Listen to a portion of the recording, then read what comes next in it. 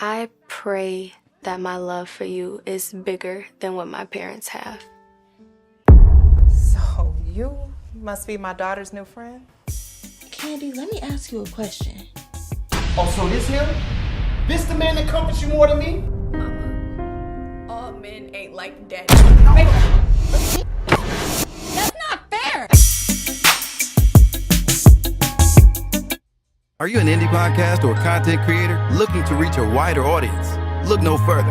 Introducing Podcastic, the ultimate podcast network designed exclusively for indie creators like you. At Podcastic, we believe in the power of unique voices and fresh perspectives. We're here to amplify your passion and creativity, connecting you with the growing community of engaged listeners who crave original content. Podcastic is more than just a platform. It's a support system built for indie podcasters, offering a range of resources to help you succeed. From tailored promotional campaigns to professional production assistance, we're here to help you shine. Our intuitive platform makes it easy for you to be seen and heard. We do all the heavy lifting for you.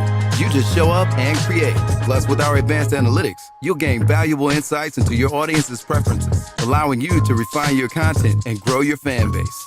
Ignite your passion, expand your reach, and thrive with podcasting. Visit our website at www.podcasticlife.com to get started. Podcastic, the home for indie podcasts and content creators. The content you're about to hear is a part of a paid programming segment.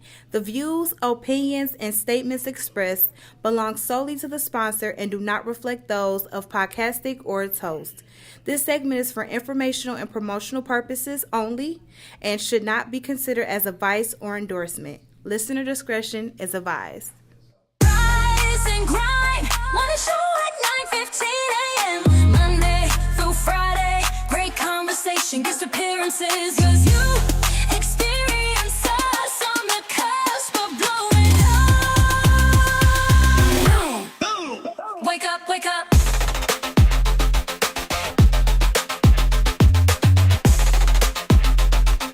Rise and grind, morning show.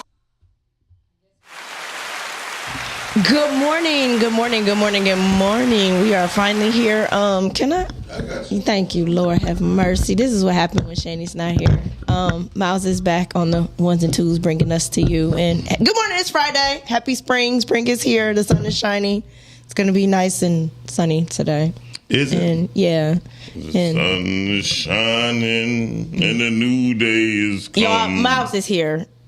He's on the ones and twos. He's on the other side of the board today. Yes. So bear with us. You know, Miles is brand new on that side. And we have a special guest in the building with us today. For 10 minutes. Mr. Calvin May is here with us for 10 minutes. He has to leave and he's going to come back and join the party. But hey, welcome. How are you? I'm good. You're good? Yeah. I saw the show the other day with you and Todd and your wife. Okay. It was good. I tapped in for a little bit, yeah. Oh, did you get something? I always get something when y'all on. All right. Yeah, all right. I'm always learning something. So, yeah. I got something too. Nothing. Jealous. Just joking, but no, I got a lot of wisdom out of it. Yeah. Really shout out for you being truthful, very truthful on. I didn't know you had a romantic side. Oh, for sure. I learned that. Man, I used to write poetry and all that. Damn. Love Nice. letters. Me too. Yeah. It seemed like there's some people that still do that. Not very many.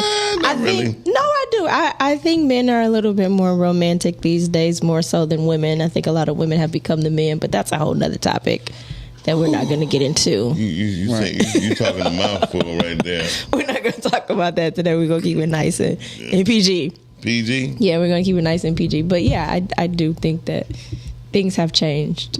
Okay. Yeah. So I do have a question for you, Cal. Do you ever find yourself like really not wanting to? Have you ever done something that you thought you might be ashamed of? Plenty. I think, well, yeah. So to where it would scare you to even talk, like say it, like it might jeopardize how people view you or things like that. That's what I'm saying. So, as a child from when my parents divorced, and it probably happens in a lot of households where the father is absent. Okay. How Because old I were look you when for they it. divorced, though? I was like 5, 6. Okay. Right? Mm-hmm. And right in our neighborhood, we played the hide, go get 'em, Zodiac, so we were very sexual early, and for real, right? Because there's no one governing it. Got you. Right, and so and I think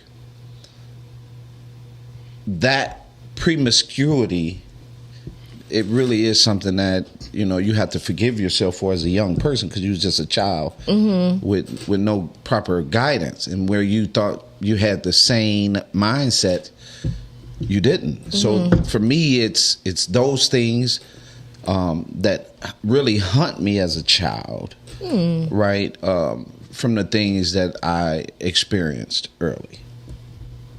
Okay. Yep, I was suicidal. I threatened to run away until a few times. I packed luggage to leave. This is after, because I couldn't understand why I couldn't see my father. Like, I literally ran out the back door against the threat, because when my mother and father first split, the message was, you can't go with your father. Ooh. And for me, it's like, why? I'm in the middle. I'm a defiant child. Always have been. Like, if you say I can't do something, right, I was that kid. Gotcha. So I ran out the back door several times. He called the phone. I pick up the phone. Remember the old pickup phone? Hello? No, she don't remember that, Cal. Right? And I pick up the phone. It's your dad. I'm going to get some food for y'all. Where you want me to meet you at? And this was one of the last times I ran out. We had the McDonald's on 8 Mile. And I jumped in the car. My dad had the big Gremlin with the big old windows on the Pacer. I think that's what it was. And I brought back I tiptoed back in the house. And she opened the door and slapped me, and all that food went down on the landing, right? Did you pick it up and eat it? No. Okay. He's probably it's over. shocked with the slap. Right. But understanding that she had to raise 5 boys and 2 girls in the dynamic, because my parents' divorce, you got to consider, is one of the first maybe 200,000 divorces in this country, because it was early. Right? And you're talking about somebody that had to take on, because my mom would call, right? So that was just the indiscretion or a situation that really changed. But she eventually would relent and change, right? Because we got caught in a tree. She called him on the phone to come, because we was like the Jackson 5. So she called my daddy on the phone because we got caught in a pear tree. And he came over there and cut all our hair off. So she began to change. You know what I mean? And understanding that he had to be involved, because for me, where my daddy at? Yeah. Right? Because I come to find out years later that my daddy took me everywhere. And now I understand that's why I took my sons everywhere. Yeah. Wow. So that leads off right to our topic of the day, which is Is success given or earned? I think it's come from the actor really. Anthony Mackie. Yeah, he really sparks some flames up under people's feet on realizing like just because you're good don't mean you're gonna be successful. You know what I mean? You are chosen to take a part. You know what I mean? And then if success will happily to come. Well, I guess it would be your definition of success. Well, and he said something in his interview that was important, right? It was any opportunity he was given, he overprepared for it. Yeah. So there were some things he brought to the table that the average person wouldn't bring. Yeah. And so that is a earned credit of success. Okay. Yes. Right. Yeah. Well, I mean, Jamie Foxx is one of those people who did too.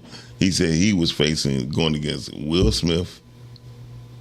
Idris Elba. Oh, you talking about when he did the Django and he came in with his horse? Came in with his own horse. Yeah. Riding on his nag. You know what I mean? Who that nigga on that nag? Yeah. He rode his own horse. Yeah. And by him riding, that gave him an advantage. I mean, it gave him a pure advantage. Like, okay, he know how to ride a horse. These are things that we don't even have to. Well, I mean, I think success is basically when preparation meets opportunity, right? Like, I think you should always be prepared for no matter what. You never know what's going to happen. And my favorite thing is you stay ready so you don't have to get ready. Yeah. But some people don't know what they're going to be ready for. And I think that's what sometimes, like Anthony Mackie said, he over-prepared. But I don't think he knew he over-prepared until he seen the outcome. Because to say you over-preparing yourself, you really don't fucking know what's going on. No, you never know. But for me, I think the preparation is you. Yes, most definitely. Knowing how mentally to be able, like I think that's the biggest and most successful preparation, right? Because if you understand you and how you operate, you got to know how to pivot. You got to know how to. See, now you do using sports terms. You got to know how to pivot. I forgot you don't. I know it. You did play sports. But I'm saying like you got to know how to pivot. You got to know how to think. You got to know how to problem solve. Yeah. Because you can over prepare for. I'll use acting. You can over prepare for an audition and doing a monologue, but then when you get in there, nerves might creep in, or somebody's giving you a stone face, or you're expecting them to act one way and there's another way they're supposed to act. So I think mentally that's where the preparation is supposed to come in. You have to know how to pivot. You have to know you and know some different things about you. Yeah, definitely. Because nobody's gonna be the best at being you but you. Yeah, it's work. It's one thing I said after my interview with Dr. Braswell. We were in the car. And I said, I'm going to take this fatherhood shit to a whole nother level. The information, I already got plenty. But the information that I'm pursuing right now, I'm going to pursue it to understand that it'll never be the same when I finish talking about fatherhood. It will never be the same. And that is something, and I eat the information for that, to be prepared for when I'm in the space. Because it's the same way if I tell my mentees, right, if you got the same information in the space as everybody else, what separates you? Yeah. Right? Right. Your melanin. Ooh. Makes sense.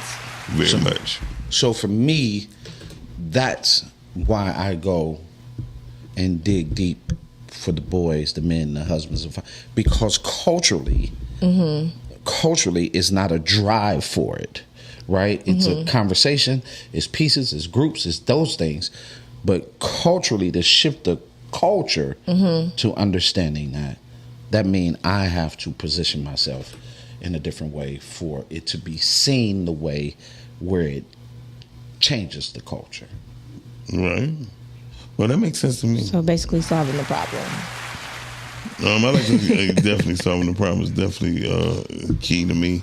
Shout out to Monique Heath. She said, "Good morning, y'all." Lauren Miss Hill. Monique. Hey, Miss Lauren. I said Lauren Hill. Lauren Lewis. Hey, Tim. I think Cal's saying, and I'm out. All right then. Thanks, Cal. I know you'll be Cal, right yeah. back. So earlier today, I don't never really say this is probably my first time ever saying this. We had issues. But we are here. We live and direct. Calvin says he said something about it. I can't see my screen. What did Calvin say? Calvin Deal. Yeah. He said Bad Boys Fire. Yeah. Yeah. Bad Miss Boy. Monique, she likes the new intro as well. Hey, Tone, what's going on? Tim telling Tim telling tales. Tone, what y'all talking about today? I might pop up on y'all. Yeah, right. No, I told them that I was. Okay, that's what's up, Brittany. I told them that I was going to come. Oh, yeah, because today ain't the week. Today ain't Niecy Poo week. No, last week wasn't, but today is. But I'm going to see what she want to do first. But I'm going to see what they talking about. Okay. They don't know what they're going to talk about. What they talking about? They ain't talking about nothing. What they talking about? They ain't talking about nothing.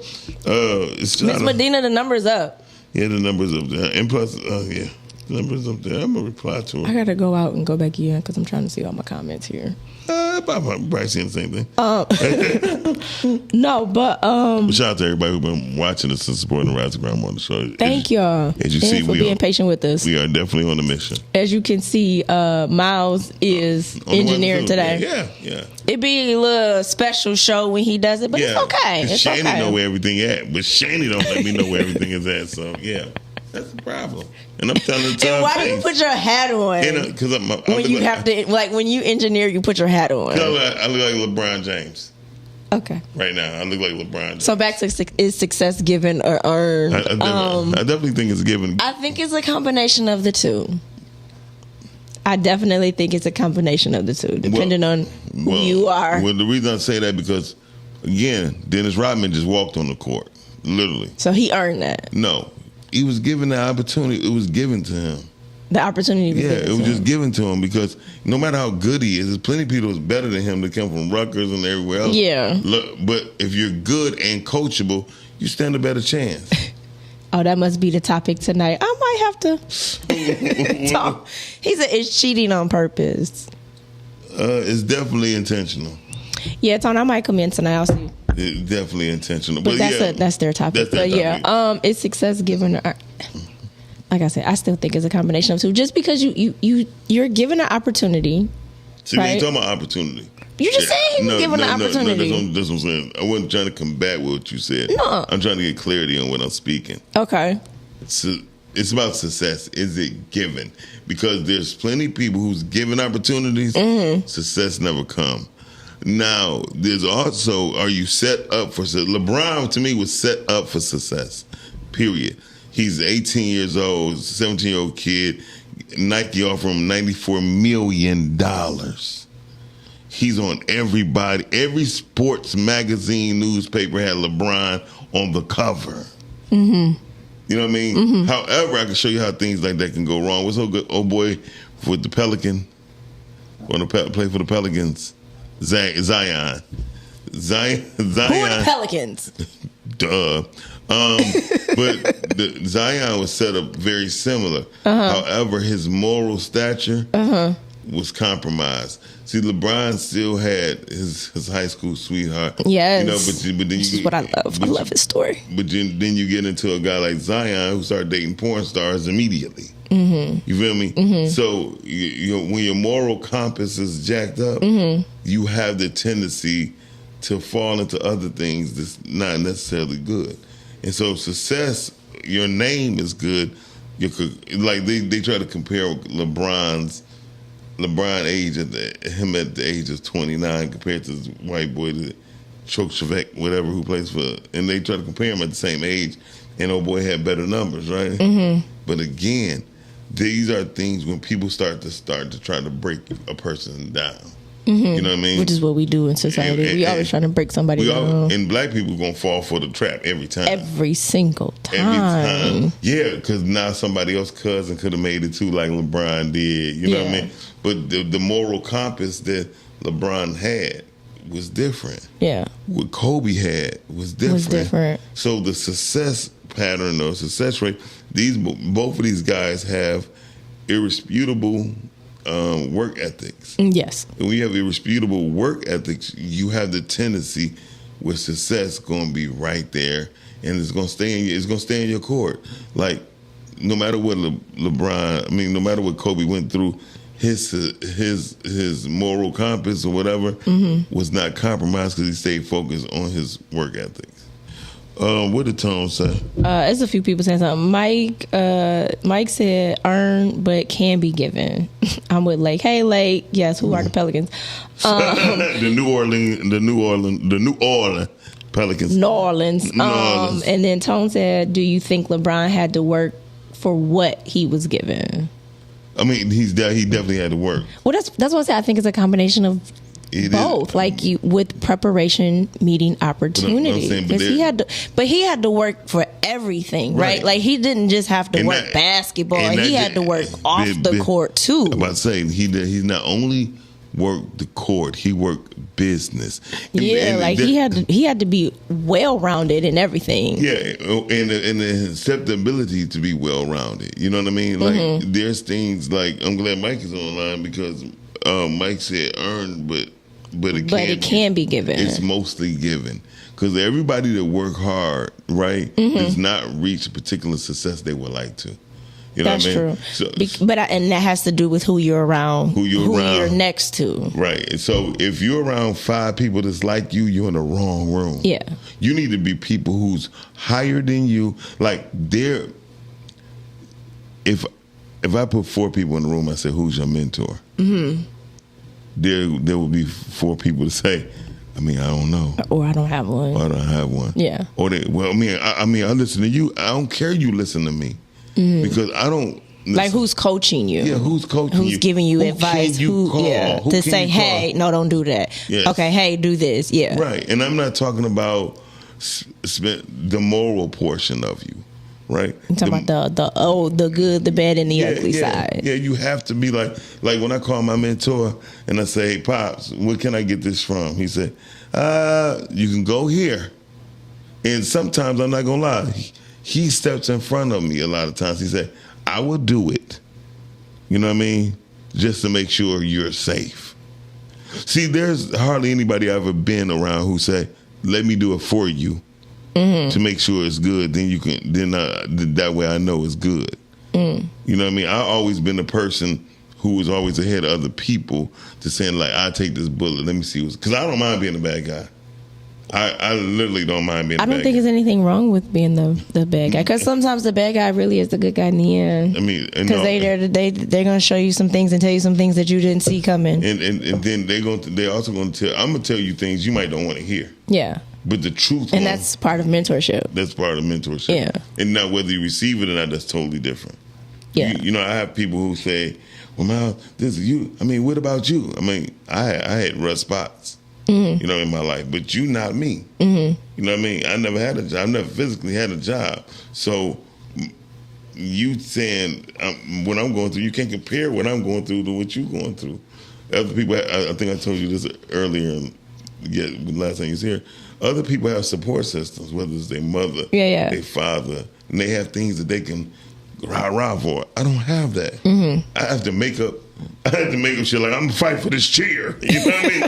Because those people don't listen until it's when a shit hitting them home. Yeah. Then they say, "Man, how did you know?" It ain't that how I know. I've told you don't do it.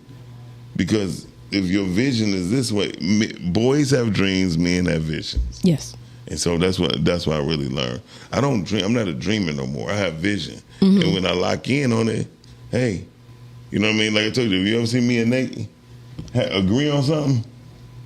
You best believe it's gold.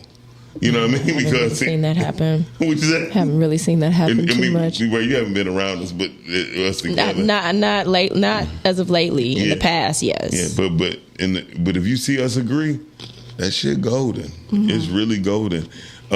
Shout out to the Lake Brother. She said 94 million is overkill. What? She said that's the definition of giving. But Miss Heather, definitely. She said great topic. Success is a personal state of the person. She says, or onlookers apply their own expectations, so perception is given by others. Well, that's true, but I think that she's speaking. I don't know if you can call in, Miss Heather. Miss Heather at 810-560-0658. But I think she's basically that's a spiritual thing. So success is success. Well, yeah, because. And I'm going back to Anthony Mackie because this is where this kind of conversation kind of stemmed from. what he was saying. Because I mean, honestly, I think, like he said, I've been in the business for over 20, 25 years is what he was saying. And he was saying like his resume and the things that he was, and he was saying he's seen how they usher these new people in, white and black, is what he was basically saying. He's like, but he's still there. Yeah.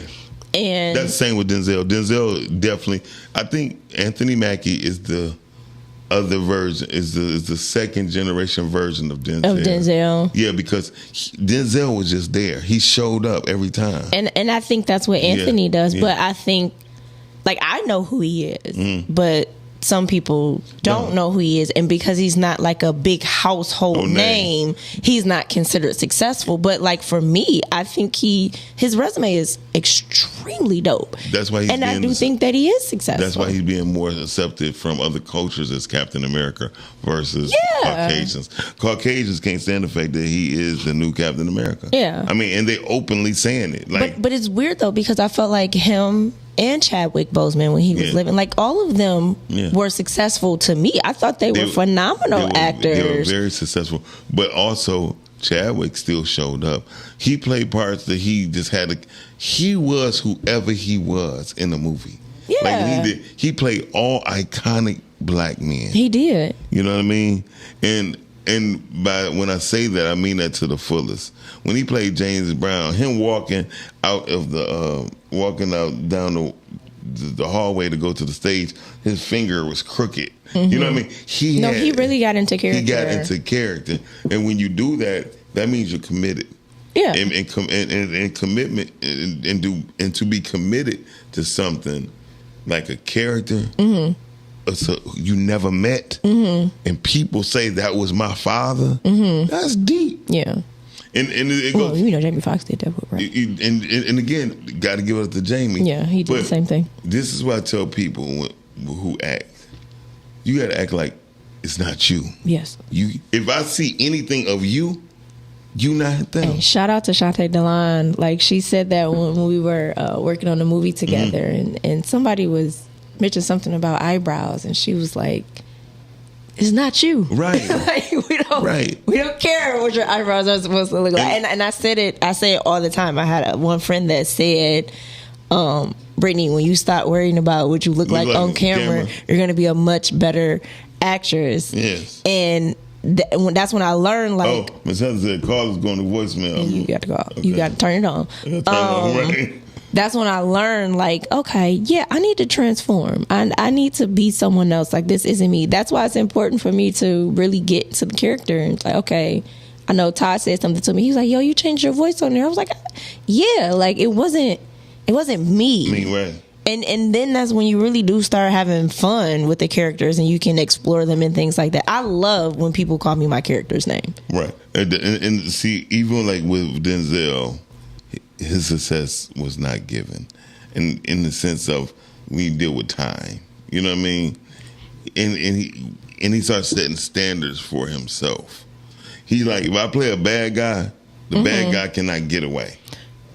Yeah, the bad guy cannot get away. Well, I saw an interview recently with Spike Lee, and they were talking about with the whole He Got Game. They originally wrote that for Kobe. And Kobe said no, he was playing basketball. And then they wrote it and then they asked Iverson to come in, and Iverson was like, "I gotta rehearse." He didn't want to rehearse, he didn't want to do it, he just wanted to come in and act. And then that's how Ray got it. But originally Denzel's character was supposed to lose and not score at all. Right. And Denzel came in and started playing for real. Yeah. And Ray was caught off guard, like, "Wait a minute, that's not in the script." And Denzel basically was like, No, right. This is real, real. And it just made the movie even better. But just to see that, you know what I'm saying, and not play to the script, but really play the person. Right, definitely. And that's why I think Denzel, has the success that he has. Mike, read what Mike said. Mike said, "It's success if it's something you aim for. Some people are given things they weren't initially trying to do." I see what he's saying. Well, I would say that in the sense of what happened with Will Smith and Quincy Jones. What you mean? With the Fresh Prince of Bel-Air. Oh, most definitely. Yeah, he wasn't trying to be the Fresh Prince of Bel-Air. Quincy Jones basically came to him for that. Like, no, babe, no. Yeah, he came at him for that. But I also think too, when like people say things are given, I think that there's some things that other people might see in you that you don't necessarily know is there yourself. So if you want to say that would be given, then you can say that. But at the same time, you never would have known that had that person not brought it out of you. Yes, definitely. And that's when I say success, let's just put it plain and simple what success is. Success is anything that you complete that you set out to do. Yes. That's success. Yes. But when we speak of the magnitude of the word success, what Anthony Mackie was saying, he was saying that there's some people who just come on set and people put all they interest in, like 50. You know what I mean? 50 gave Little Meat success.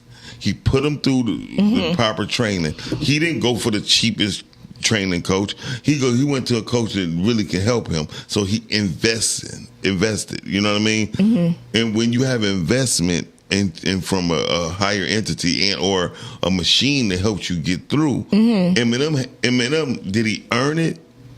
Yeah, that's arguably correct. But when if you hang around people like a Jay-Z, and when you hang around greatness, you hang around a Buster, and if you're not there and you're not coachable, you won't learn from that. You know what I mean? There's plenty of people who I wish she was here so she could contest to this. Melissa. Plenty of times that she's seen somebody say, Miles, I don't know. I said, Missy. I was one of them. I'm not gonna lie. Right. So, I said, but Missy, under your direction is different because you know how to pull it out. And with under the direction that they've been upon, they know how to bring the greatness out of them. So sometimes you have to be willing to push other people and see better in themselves than what they see in themselves. Hello, caller, you on there? Hey, caller. Good day, good people. Good. Happy spring. Hi. I just wanted to clarify my statement. I know my autocorrect was on, so it's making adjustments to what I was saying. Okay. But I think that really success is really a personal state of mind. And one of the opportunities that we have is for others to see us grow, but also others tend to put their expectation on you, and then say and measure. Oh, they're successful based on what I believe is success. Because you don't have the access to the mind of the person who is doing or being who they are doing or being in that time. And so I think it's really interesting that the question that you asked, that's why I said that's a great topic, because it really makes people think about their own perceptions, because their perceptions and expectations, and they so often overlap. And it can be confusing for people to make the separation between what really is success and what am I looking at? Am I looking at myself through somebody else's experiences? And I think we tend to do that quite a bit. Like, I wish this were me. They are successful because if it were me, I would be successful. You know, that kind of thought. Yeah. In a totally different place. So thank you for opening up the space. Most definitely. Thank you, Ms. Heather, for giving clarity to your statement. Thank you. Listen, I definitely would say this. Like, opportunity meets opportunity meets. You said preparation meets opportunity. Sometimes, and a lot of times, that's the part I'm talking about. It wasn't preparation. There's been a lot of people who just got who just had the knack to do something, and somebody said, "Hey, man, have you ever acted before?" And they be like, "No." Are you interested in acting? And if they said yes, somebody say, "You need to be here next week." You know what I mean? But that just happened to a friend of mine in Chicago. That's what I'm saying. But it was because they had a look. Yeah, a particular look. That particular look. Came up to him. Hey, you play basketball? And got in a TV series. And that's another thing where sometimes you can have a look and it don't fit the storyline neither. Like, perfect example who I think is a beautiful, exotic looking black female is Tiana Taylor. I don't think she could be the best actress in the world. It's just certain things she wouldn't fit in. You feel me? Yeah. Like. Well, that was the thing with Stacey Dash with her. Like she couldn't really play certain characters, the voice, the look, you couldn't even picture certain her being things. mad. I mean, and sometimes that's just what it is, right? And I told you the story what happened with Boris Kojo when they originally wanted him to be Ghost. It was like he was almost too perfect, and that's not really the reality for many of us. A lot of people. Calvin Deal said, Brittany Chanel, to your point, Chadwick had all the talent. His success was earned, though, and was given a big look by Denzel Washington. Yeah, preparation meets opportunity. But that was divine for him, right? Because I don't even know if people even know the story as to how they even met. It was through Felicia Rashad, and what she was doing, right? So shout out to people like Felicia Rashad. Yes, who see people greatness. And Debbie Allen, please don't leave her out, because both of them. Well, to find out, I love both of them. To find out that Debbie is her baby sister threw me for a loop. Really? Yes. And they speak Spanish. Oh my God. I love those women. I'm sorry. I just have so And much. that's another thing I tell women who act and tell men who act. The way you become a great and a phenomenal actor is if you can do multiple things. Yes. Not multitask. No, multiple things. Like if you can play an instrument, if you can sing, if you can dance, if you can speak another language, if you can change your voice, you can change your looks. Yeah. Again, I'm the black version of Ashley Judd in Detroit, Michigan, and nationally. Because I change my look, and I look like a different person every time. But that's important for me, and that's something that I learned. And being coachable. You have people say, because I don't know everything. That's my theory of life, and I don't want to know everything. My theory of life right now, I live the life. I'm 53 years old.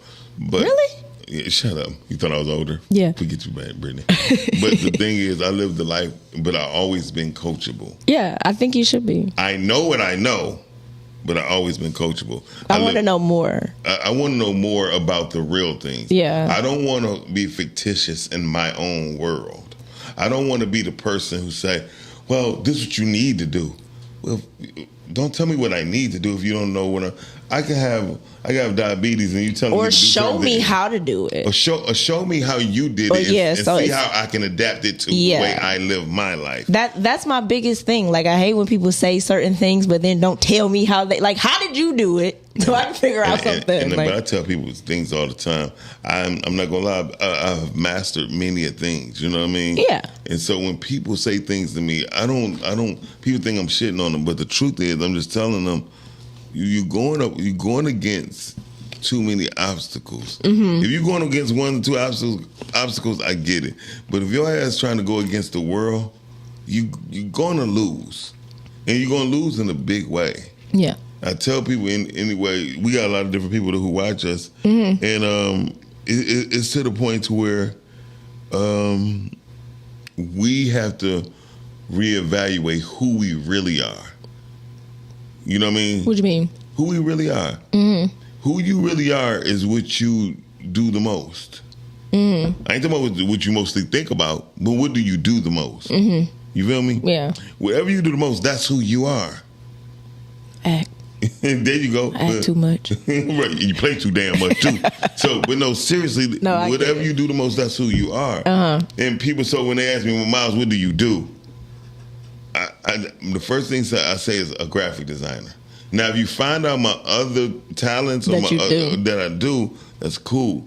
But if I tell you everything I know how to do, and the thing I mastered the most, I know the least of. Mm. You feel me? I only know 2% of what Photoshop can do. However, there's people who went to school cannot out-design me. Mm-hmm. And when I design stuff for people now, they be like, I don't like it. I don't give a care what you like. I put research in on what people look at and how they look towards colors and everything. So, and we don't really know. We be jumping into shit talking about people know this. You don't know nothing. You only been in it for 4 years. Mm-hmm. There's people who've been doing it for 80 and making a living. And doing well. And they've mastered it. Yeah. And you going to go against what they know? Yeah. No, just take it in and use a little bit what you know. I feel like there's always a blueprint. It's always a blueprint. Jay-Z said he made 3 albums called The Blueprint. There's always a blueprint. And he always tell people, listen, all I need is the love of my crew. The whole industry can hate me. I'm a thug my way through. And he did that. He showed everybody, y'all can say whatever y'all want to. but I'm pushing forward. Me and my crew. All I need, if I have their support, I'm good. But you got some people want everybody to like them, everybody to love them. Yeah, well, I told you with Joel Osteen. Everybody didn't even love Jesus. That little saying that I learned from Joel Osteen. And what is it? This is my Bible. I have what it says I can do, and I can do what it says I can do. That wasn't it, but right. You understand what I'm saying. But what did Joel Osteen say to make you be with the people? He said 25% of people are going to like you. Yes. 25% of people are not going to like you. Right. 25% of people that did not like you will start liking you, and 25% of people who like you will stop liking you. Right. So like you got a 50-50 you odds. just can't please win. everyone. Like my thing is you have to do what it is that you're called to do, and my thing is be the best at it. Yeah. Say that one more time. Do what you're called to do and be the best at it. Be the best at it. That's it. But the reason I wasn't going to repeat the calling, because what you call to do, because most people you can call them all day. Everybody looking for their calling and their purpose and all of that. My thing is wherever you are right now. Be the best at it at that state. Exactly. And that's going to open up doors and plant seeds for something else to grow. Right. That's how I look at it, because everybody's now on this spiritual awakening and I'm looking for my purpose and my calling. No. Yeah. Right now, where you're at, be the best at that state. And when you get what you're supposed to get, then you take another step. And that's all it is. That's why everybody losing their mind. That's when. So that's why I understand that success is given, because I could be a painter, right? Like, let me be honest with you. I have conquered almost. The only thing I have not conquered yet is film, and the only reason why I haven't conquered yet, because my dependency on 2 or 3 people in my life, that was going to be who I rocked with. So when I did music, I did it. When I did TV, we did it. Again, Switchblade TV, 99. There's no one since here have made a television show who did what we did, has gone as further as we did, and had more influence than what we done. So I mean, we have been compared to Mad TV, Living Color. You know what I mean? That's a great compliment. Music. The only thing I've not conquered yet is film, and that's coming. So I just tell people exactly what you said. Whatever you are in right now, be the best at it. Be the best at it. I ain't talking about be some of the best. No, just be the best. Be the best at it. 'Cause I'm good at what I can do. Right. And that's all I. That's all I. Actually, I aim for. You don't ever play the same character. And I hate when people say Denzel played the same character. No, just because he had the same voice. He never played a caricature until he played the cop. No, he played another character. When he played that lawyer. That was a character. And you know, at first I didn't like it. Then I really looked at it. When I watched it, I was like, what's too bad? What's too bad? And shout out to Samuel L. Jackson and his new movie that's on Apple TV. These people are beasts. Well, that's why Samuel got mad at one point when the rappers started getting into the acting game, because it's like, and I get it. Yeah, I get it because I know the work that goes into it. That was given. Those things I'm talking about. Success is given because there's a big machine behind it. Yeah, and shout out to people. But even though it was given, they still weren't as successful as the Denzels or the Samuel L. Jackson. Never, because they put the actual work in. Only one person. Who? Will Smith. He was the only. I didn't really put him. See, that's what I'm saying. With that category. Because guess what? He took on mentors. He took on people. Shout out to Ice Cube. I swear to God, the day Ice Cube started saying who mentored him, instead of giving credit to who helped him. You talking about Ice Cube? Yeah. Yeah. The day he say who mentored me through this, a whole nother envelope is going to be open. Because you cannot be the successor of your own success, in a sense, by yourself. No, I don't. No, nobody's successful by themselves. No, exactly. So the minute you start giving testimony to those who assisted you, things are open and develop way more different. Will Smith's story is really cool though, because he wasn't even shout out to his book. Seeking mentorship. Like it came to him. But that's how mentorship is. Yeah. Well, some people are out seeking. Yeah, but you don't seek. When somebody asked me about mentorship, and I said, "Listen," she said, "Miles, can you mentor me?" I'm like, just be around. Yeah. Jay-Z said the best thing in life to me. Yeah. I think it's just a matter of just like, can I just hang out? Can I just start coming around? Yes. Or like that, like that's how I got into doing even this. Not even with you, but I did this before me and you even met. Mr. Nice Guy. Yeah, and it was just like, hey, can I just come to the studio and check it out? But I was learning. I wanted to learn different things, and he was like, yeah. You hear what you said? What? You was willing to learn. Yeah. You and wanted, he said it. You said you wanted to learn. Yeah, I wanted to learn. And he told me to come. He's like, come on. And then that's how I got on and started learning different things. That's what's up. Caller, you hey, on? caller. How y'all doing? What up, this is Calvin. Yeah. Hey, what's going on? You got that voice like, you had What's that, you going had a on? voice like, hey, how you doing? Go ahead, Cal. What about Queen Latifah, Mr. Bob? Now that's what I would say would be an even trade between earned and given. What about Oprah? Hers was given. You think Oprah's was given? Yes, she did not earn that position. She didn't earn that position. If it was no Quincy Jones, there would have never been an Oprah Winfrey. Or Will Smith. Or Will Smith. No, there would have been a Will Smith without Quincy. Nobody checking for Will Smith. Parents don't understand. Do you think Queen up there though with Will, like as far as the acting thing? No, I think but she's up there with success. She's up there for with sure. success. But her acting, the thing is, this is what I would like to say Queen Latifah play. I would love her to play a person, no offense to any women who's going to try to call in or text me later. I want to see her. I want to see her lose some weight. I want to see her look sickly. I want to see her come up with some things and make people say, "Damn, I never thought about that. That this can do to a woman's body." And she played that part of a person who either had triumph or a form of death. You know what I mean? I felt like she did play sickly. Yeah, she played. She had played AIDS. Sickly in the movie. She played that she had AIDS, but.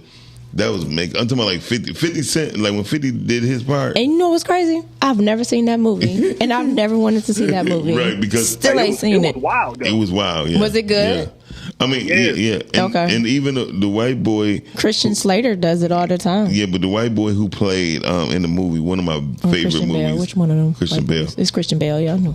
What's the guy who played who did the Lincoln commercials? He the cool white boy who played the Amistad. Who does Matthew McConaughey. Matthew McConaughey. When he played the person who had HIV or AIDS in the movie.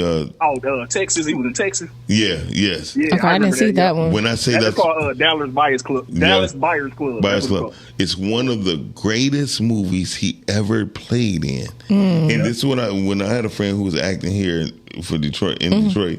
I was like, man, you have to. He said, Miles, you always hating. I said, I'm not hating. I'm telling you the truth. That's acting to me. But why you gotta act like you got AIDS? You don't have to act like you got AIDS. You just gotta act like you're not the person who you are. Most people here, they hire people for what they look like. All the time. And you know what I mean? That's why I didn't get hired. I watched the movie yesterday. It was okay, but I thought it was poor acting. Somebody said, everybody here, and no shade, no tea to any other actors here, but everybody wants to look good and be cute, and that's not reality. And Mariah Carey did a breakthrough with her when she did a movie with no makeup, no nothing. What she did? She played a social worker. I remember that's when she did the Precious. Yeah, she's only done 2 movies that I know. Yeah, well, Glitter and Precious. Really? Yeah. Yeah, both of them terrible. But she did. But what I'm saying, like that's acting, and I feel like, and I said that too when it comes to our films, our women are always overly gorgeous or beautiful, and it's like that's like nobody could be like the soccer mom. Or you got a wake up scene and you got eyelashes on. Yeah, like nobody's just looking normal. Right. You know, because that's not real. That's not a reality if we're creating film. And one of the best blueprints they had for a movie like that was with, damn it, she was a prostitute, a woman. I want to say Michael McKinney. Matthew McKinney, whatever his name was. Matthew McConaughey. Yeah, him. He was in the movie. Michael was Woman in the Red Dress or some shit like that. Damn it. Devil in the Blue Dress? No, not the Devil in the Blue, because that's no. No, that's right. No, not her. She was a prostitute. No, it's a white woman. Aaron was Julia Roberts in it? Julia Roberts, yeah. What was the name of the movie? Well, she was prostitute in Pretty Woman. Pretty Woman. Oh my God, that was the classic film. But that gave you. Why all women like that movie? I don't know why. First of all, it is the most beautiful rom-com movie there is. It is a love story. She's a prostitute who gets the man. Right, and she's a Hold on. Why is it that our community, especially our women, always fall for the white love story though? Because who's making the black love stories? Thank you. Who's making the black ones? That's why I get ain't gonna upset. lie. My favorite black Poppy, what you call it? Grandpa, mom, Poppy, and mom, grandma. What are you talking about? Like The Notebook was a beautiful love story, but we want love stories. That's the thing. We want I'm them. saying though, ain't no, but that's the thing though. If am I supposed to fall in love with the woman that ain't right though? No. See, you missed that whole movie, and I'm gonna break it down for you in person. You sound like Calvin. You sound like a hurt man. You really do, because you looking at her occupation. It was way deeper than that for that man. I have never seen it like in full. Well, you need to go watch Pretty Woman. And I'm not gonna lie, he loved her for who she was, and not who she was as a hooker. Exactly, that movie was deep. It was a beautiful movie. Don't you come on here with Pretty Woman? And another. It was like some Can't Buy Me Love type stuff. No, it was. Listen, just go. First of all, it was based on a true story. Right. I actually watched all of the stuff on that. It was based on a true story, but just go watch the movie and then we'll talk about it. And that's what I'm saying. Again, I'm gonna look at the script. Yeah, go watch the movie. It's a good movie. Well, it's cute. And then again, Calvin, this is another thing I tell people, especially us as black people. We don't research. Younger black people don't research the things that's out here so they can get better. Yeah, they just think because they talented that they win. Well, that's what has been happening gotta here. Learn forever. See, Darnita, girl, yeah, she said I absolutely love that movie. It's beautiful, Lake. But now here's the thing, Lake. I ain't really like Love Jones. Don't get mad at me. We'll talk about it. But I wasn't that big on Love Jones. The best love rom-com like that to me was Brown Sugar. Brown Sugar was dope, and the fact that a woman was able to express herself freely without being judged and called a sucker, right? In Brown Sugar. And the fact that he said, when Mos Def, the most thuggiest person in the whole thing, was like, man, you better go get her, bro. That was the thing that men miss out about being true to themselves, is having a friend to tell you that's the one for you. Yes. Yeah. Yes. So I'm that friend for sure. All right, then, Cal. Thanks, Cal. But we'll talk about Pretty Woman after you watch it. And then if you get another chance, please watch A Walk to Remember. And oh my goodness, and watch The Notebook. Listen, I am the queen of I'm the queen of these love stories. Oh, and Purple Hearts, that was another one. Okay, don't leave me alone. Purple Hearts was really good. A Walk to Remember to me is everything. It has been my life story, and a lot of times that one was really deep for you. It was really deep because sometimes I told somebody, when people don't talk about how you look or what you have. If a guy don't talk about a woman, oh, she had a fat ass, or a girl, oh my God, he had a big penis. What else can you talk about? Yeah. And if they can't talk about nothing else, you have to reevaluate who you are. Well, yeah, you gotta have some substance to speak Well, Purple Hearts, I felt was more relatable to like what's going on in today's world because of the fact of Cal, bye, man. Yeah, bye, Cal. I'll talk about it. AKA Dorian. No, I'm joking. But Purple Hearts was like, it was these two people coming from these two different backgrounds who made a commitment, and they had to work through together. Because it's like, we committed to this. So they were married. It reminded me of a black movie who recently was with the guy who was on Satima and Zach. Okay. Whatever. That was kind of like, so it was kind of similar. Yeah. But you saw them work out their differences and then fall in love with it. And that's what I felt like, that's what marriage looks like. That's what it is. Yeah. And that's and how she helped him and he helped, like, I love the story. Lake, yes, Photograph was good too. Photograph was. It just was a little. I think she's just saying that because she's a photographer. No.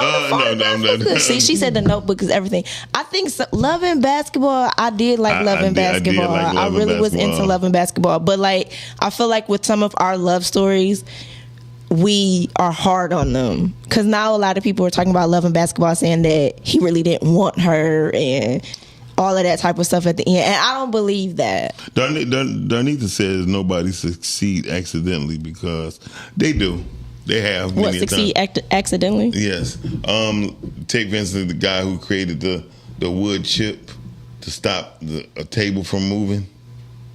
Like, you think that was by accident? Hell yeah. No, I don't. No, I'm gonna tell you why. Because the person, he only did it because he was going to his favorite cafe, This is how I got the story. He was going to his favorite cafe, and so he put a wood chip up under the table. So that means his by accident. He was by accident on his behalf because he got tired of his favorite table wobbling. But I think that's with anything with success. Wait a minute, but that's strictly by accident because he didn't think that was going to be a thing. But some people aren't thinking that. The golf tee that was created by a black guy because originally people used to have to hold the golf ball. Black folks. I didn't know that. Yeah, and so one day he let nigga put it down, and so he just put the golf tee in there. Yeah. And that's by accident. No, I think that's by solving a problem. Right. I think that's where success comes in at. Exactly. By solving a problem. But most people don't never looked at the success by solving a problem. Caller, you on air? Hey, caller. I got one more thing. God damn it! Oh, I'm just joking. What's up? I'm with Lake on that though. I saw that movie, The Photograph though. It's I think we need more of that though. Like the deep dive into the stories of the black artists. You know what I'm saying? Yes. Yeah. Like instead of all the hood movies, but oh yeah. To me, I liked it though. I definitely like that. I like that brother Lakeith Stanfield. I like yeah, him. He's dope. Now that he's dope. I believe hood movies sucks. This is the thing for me. I mean, this is what the thing for me. That's my 2 minutes. Okay. All of it has a place. Yes. And my reason for saying that is because somebody living that life. Yes. You understand what I'm saying? I believe truthful things. Yeah, but my thing is, I don't feel it should be glorified, and I don't feel like that should be the only thing that we see. Well, that's why I feel because John Singleton, they gave us that, right? Yeah. But then he also gave us Higher Learning. Yeah. Then he gave us Baby Boy. Yeah. You understand? He gave us Snowfall. Like, he gave us other things. I think Snowfall was his reach on trying to get his angst back.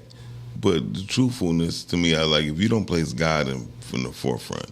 The majority every movie he did had a meaning to it. It definitely had a meaning. Every movie that John Singleton has done, it has something to do with something greater. Yes, most definitely a greater plan, true. And I think that's why he didn't get funded that much. Yeah. And that's another thing. I don't understand why people don't fund themselves or find a way to get funded without asking somebody. Well, I think some people don't know. No, they do. Some do, some don't. It's a blueprint written for it.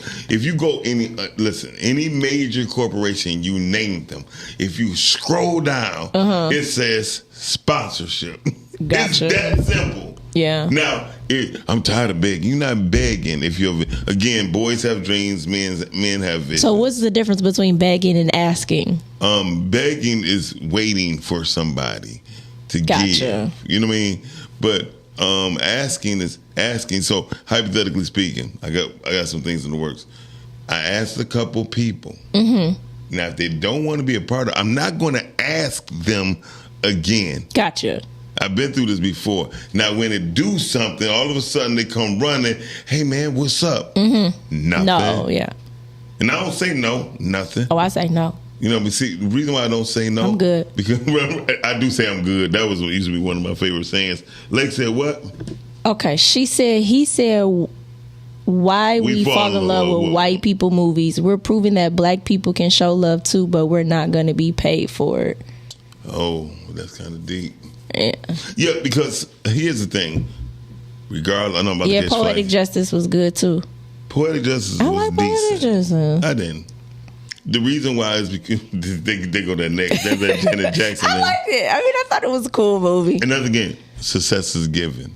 Janet Jackson was not a good actress due to her family name. My neck, I had a my neck. Due to her family name, she was given the success of. Janet Jackson is not a good singer. Let's put that out there. She's a performer. She's a great performer. I don't like that we say that. Why do we fall in love with white people movies? I feel like they just making movies. First of we all, got to make black people. Like, we always have to put a distinction on majority of people. Let's stop doing that. Let's just make a movie. You sound like Calvin a little young. But listen, what I would say this: make a movie. Make a movie. Until I got involved in my first film, I didn't understand the process. Yeah. Right. And the process of a film is totally different. Yes. So what I will say is that the main issue we have is the business portion. Yes. We get the creative part, and we think that's the meat and potatoes of it. But the meat and That's the potatoes, smallest portion of it that's the all. Because nobody, smallest. I watched something yesterday, and it was this guy basically saying, nobody cares about a great idea. Ooh, nobody. He said, nobody ever cares about a great idea. He said, what I care about is how do we do this and make it cheap and profitable. That's it. That's all people care about. Caller, you on there? Hey, caller. I didn't say that, Lake. Well, you could have said that in the comments. I was writing it, but I said, let me go ahead and say it though. I worded it so wrong though. Like I'm laughing at myself now. But I think I was saying our women a lot of the time. I think the white rom-coms, I think they're like inauthentic in tone a lot of the time. Well, you said they're inauthentic. It's like you're not white though. You're not white. So you nor do you hang around them. But I'm saying like even if that was even if that was two black people, like I don't think it's going the way. Like it'll never go that way in real life. I don't understand how you don't think that it does happen. It does. It happens. It definitely happens in real life. Black people go through the same thing. The problem is they don't tell their story. And you also you guys, not you, but the mass wants to see the toxic part of cussing each other out and calling each other out their names. But yes, there are wonderful, but there are real black stories like that. Believe it or not. I don't know if you heard Calvin Mann when he told the story of his sister-in-law dying and her husband. And his brother's arms. Well, for that sense, just right. Yeah. With Queen Latifah in Common. What are you talking about? That's the same concept. Yeah. She was just a regular. When have we seen an NBA player be married to a woman that looked like Queen Latifah? But you're saying no. But you just said. So let's put it like this. Maybe not like Queen Latifah, but a black woman. Exactly. And at first, you got to realize she was his therapist who took care of him, who understood exactly who he was. The story was but beautiful. I was basically going to the story of you saying that more of the opposite. But I was saying, I was basically answering the question of you saying that doesn't happen with the stories, like it's unauthentic. Well, it was the same with Just Right, if that's the case. Yeah, because I'm about to put it like this, Calvin. How many times you seen a white boy be valedictorian of their high school? Many times. Well, have you? Yeah. I've been around a few. So a few. But how many times you seen black men being a valedictorian of their high school? Not many. Oh shit. I have many. And you know why? I was reading something Mika said. I'm sorry. Because black folks always show greatness when it came to education because it's based on our whole DNA on who we are, that we will always excel academically. We got some book smarts for sure. We got some people that really got some book smarts. Like, but let me. I'm gonna share this with you. I never shared this with nobody. Mm-hmm. I was number 35, highest academic score in America. It was only 35 people. No, Mm-hmm. In America, it was a book. I wish I would still have it. I was number 35, right? And I was my my family went crazy. Mm-hmm. I was like in the 8th grade, and they went crazy because from kindergarten to 8th grade, I won every writing contest for Region 5. Mm-hmm. So I did, as far as my writing, they scholastically, I was number 35 in the country, and so people don't understand. Like, it was only because one, my mother gave me books. Mm-hmm. You know what I mean? And two, I didn't have the interference of bullshit around me. Mm-hmm. 3, my mother made sure I was always safe. Mm-hmm. So it's things that it depends on how you was morally raised will determine your outcome. The reason why I love the people where I love people is for those reasons. You know what I mean? I started loving everybody because when I got a chance to be around people, I just started loving them because I didn't have what most people have. So with that being said, when you look at it, Calvin, if you're not around greatness, you will never see it. And that's what happens with most people. Yeah. They're not around greatness. Yeah. That's all. That's all it is. And so there's plenty of love stories like the Queen Latifahs. You won't hear. You just don't hear about them. We didn't know more. We're gonna talk about it, Mr. Miles, because I'm talking about from a purely writing standpoint, though, more than more so. But even from the writing standpoint, did you know Morris Chestnut was married for 30 years? Yeah. Oh, about his wife's name.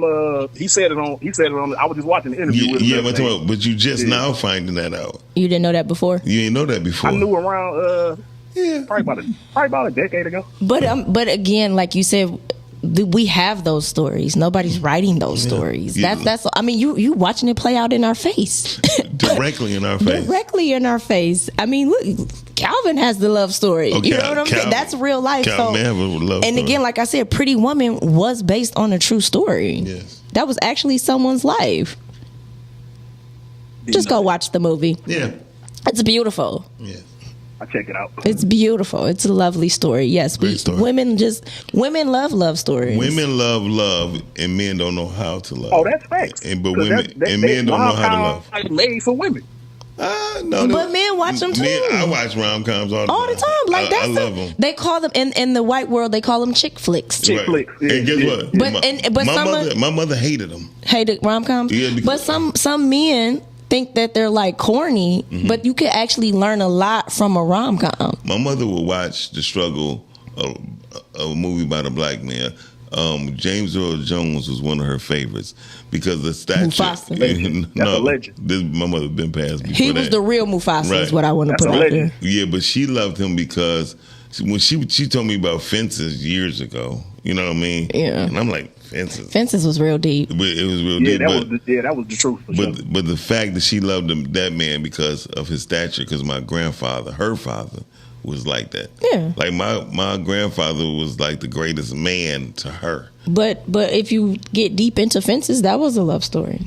Oh man, it was. You understand what I'm saying? Like we have my point in saying this, like we do have love stories. It's just not a lot of people writing them. And again, like you just said, why the girls like white people? You like Right. Look at how you just basically put it in a certain category. You don't even know what the movie's about, and you're already kind of talking about something that you didn't even know I about. was trying to say white rom coms. I know, but I'm just saying overall, it's really just a love story. Yeah. So That's all I'm one saying. more question.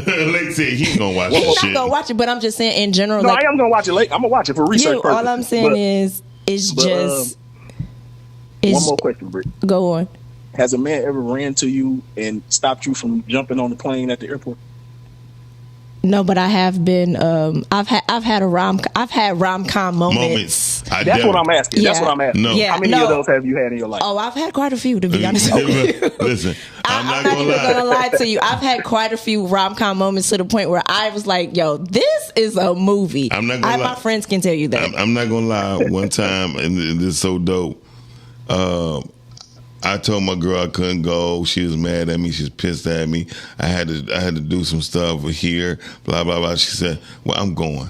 And then I met her ass right at the airport. My first boyfriend, he did this. Man, what he basically was like, "I am sorry, I'm not gonna be able to make it. I can't."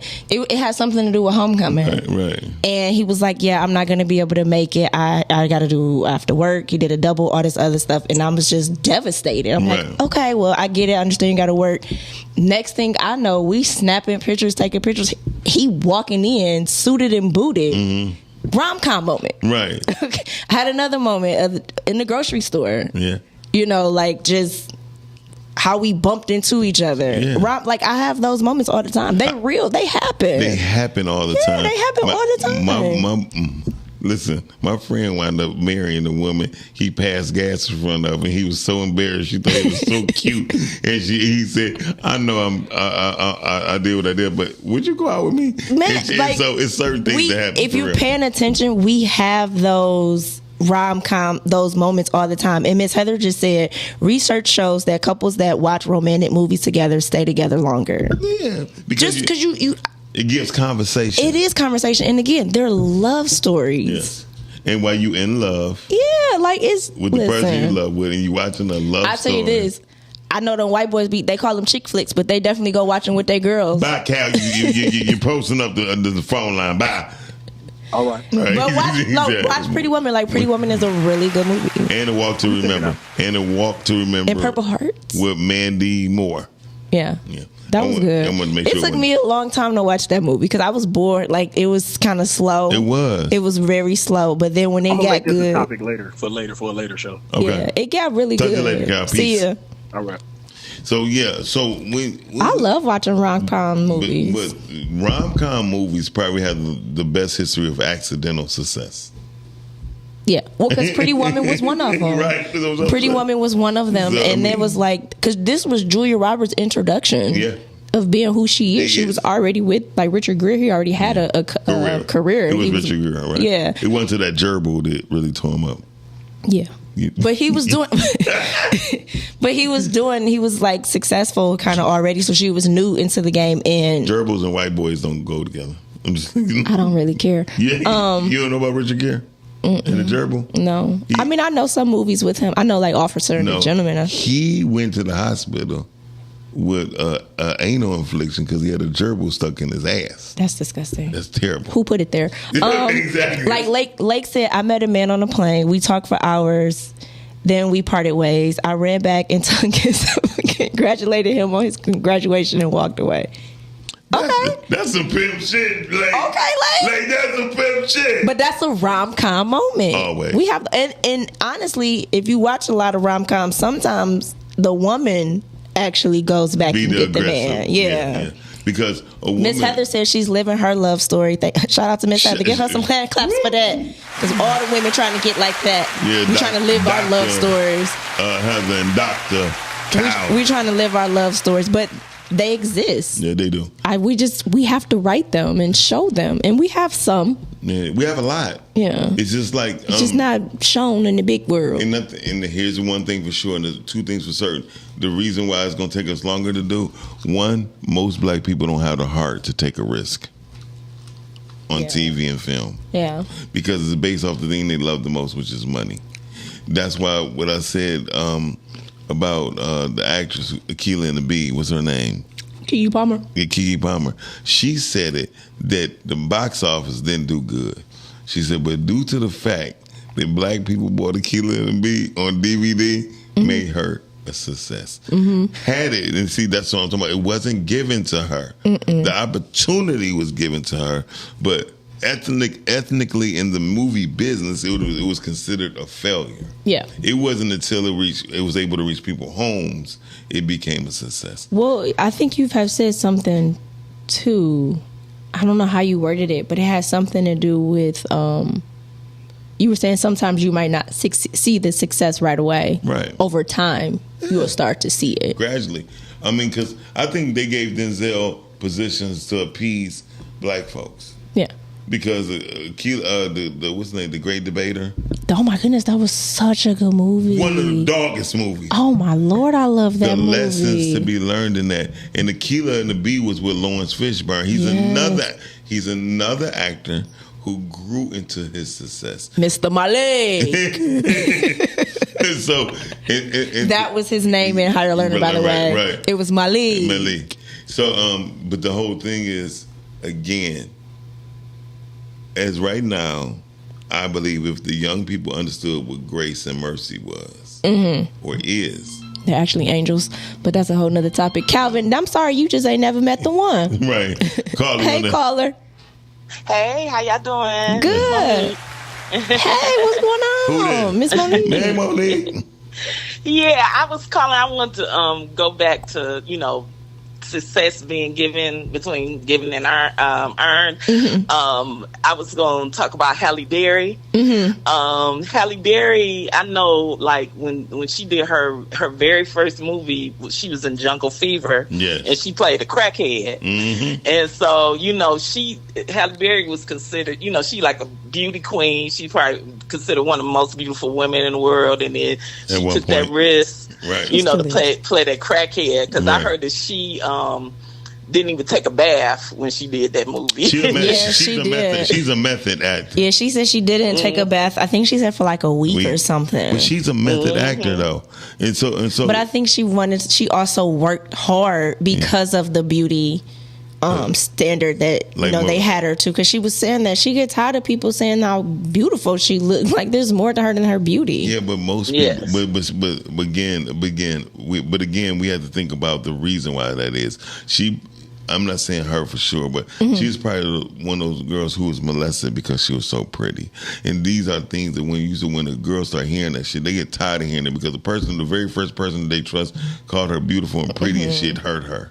So we have to look at the trauma that goes behind certain things. And so those are the things we don't think about. So for her not taking the bath for a week or so to do a role, that was probably her release. That was probably her final moment. Like, I finally get to do this shit. To where I'm not getting called pretty. So for a whole week and a half, nobody called her pretty or beautiful, and she was happy with that. And that lasted her for a long time. She still was a cute crackhead. She still was cute. That crackhead would have got hit. She still was cute. That crackhead would have got hit. But no, thank you, Monique, for giving us a call, and you're absolutely correct. Thank you. Okay, take care, y'all. Bye-bye. So, she's another one who's living her love story. Yeah, she's married, and yeah, she been married. Miss Monique is how long they been married? They've been married 30-some years. I'm not sure about the years. Don't ask me to quote people years now. But they in there. They in there. And they have a beautiful. But she's living her love story. So yeah, it's true. And like, I'm happy you got to do that. That was some sexy shit, Lake. Like, I'm so, but that's a rom-com moment. But I'm happy, Lake. Yay! I'm writing a movie called She The earned Airport. it. Yeah, she definitely did. I'm writing a movie called The Airport, and it's very nice. It's very nice. And stuff happens at the airport. A lot of shit happened at the airport. Okay, cool. I mean, a lot of things happen at the airport to the where that people don't be paying attention to. I be at the airport. Man, it'd be a lot of just sitting people watch all the time. So people don't know, before 9/11, I would go to the airport and just go and eat and have fun. Yeah, now you gotta go through security. You gotta go through all that, and you have to have a ticket. Yeah. Before you could just watch airplanes take off. Yeah, some of the greatest things was I remember my mother used to just take me to the airport at least once, just to watch the planes take off. Yes, and I used to be so happy because I really hope I have an airplane moment. Like, my man comes and like the bodyguard. Like, I'm hoping I have one of those moments. But probably probably we can't even find nobody on the airplane. 'Cause most of the guys the flight attendants is gay as hell. So ladies, y'all in trouble. And most of the women who you think is women on the flight, blank, they not. I believe my love story is going to be a rom-com story. Right. I mean, and I've been having those moments. Listen, they make journals for a reason. Yeah. You know what I mean? I haven't wrote them. Oh, I wrote them out yesterday. Okay, that's never mind. I think everyone should have a journal, even myself. I don't care if you have a digital journal. They do have digital journals on your iPhones or your Androids. Write that journal. Keep a track on how God paced you. And you see a difference. You be like, damn, just last year I was not here. Not only that, I think keep an eye on his results, like how he keeps doing things, definitely. Like his formula for you. Yeah. That's what I'm talking about. That's what your journal for. Your journal, listen. Because he does it. And if you have not grown, that's your Lake said she's a sexy bitch. And then she said you can use her story miles.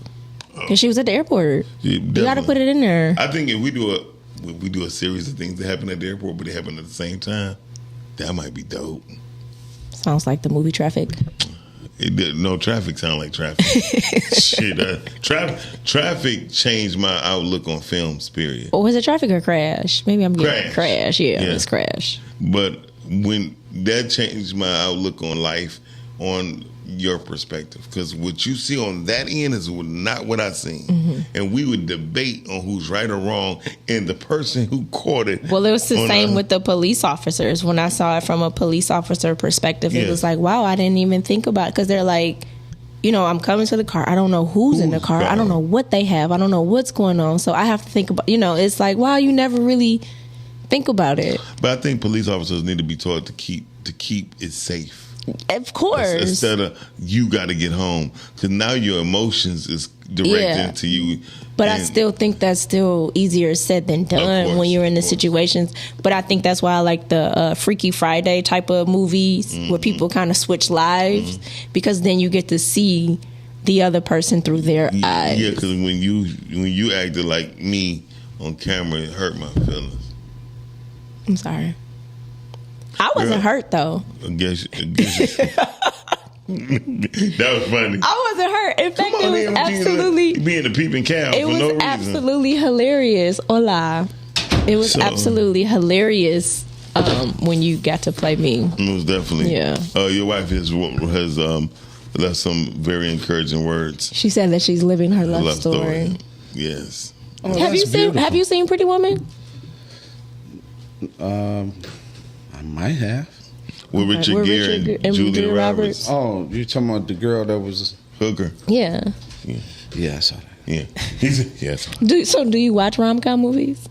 I have to. That's what she said. Exactly. But do you like them, or you do it because your wife likes them, or? It's a great conversation piece. Yeah, I think so. Well, don't get in trouble. No, he not. I know. I'm just talking. I think so. Most of the time I go to sleep. But I think some men end up do liking. You can like a couple of them. You kinda, me, I break down. I try to find shit in the movie. Mm-hmm. Right. Yeah, okay. Right. So I'm one of those that I'm analyzing. And you're like, that's bullshit right there. Look at that. Right. And I'm picking what you do in the verses. But just like the people, right? Wow. So this is something she doesn't like. Yeah. You ready?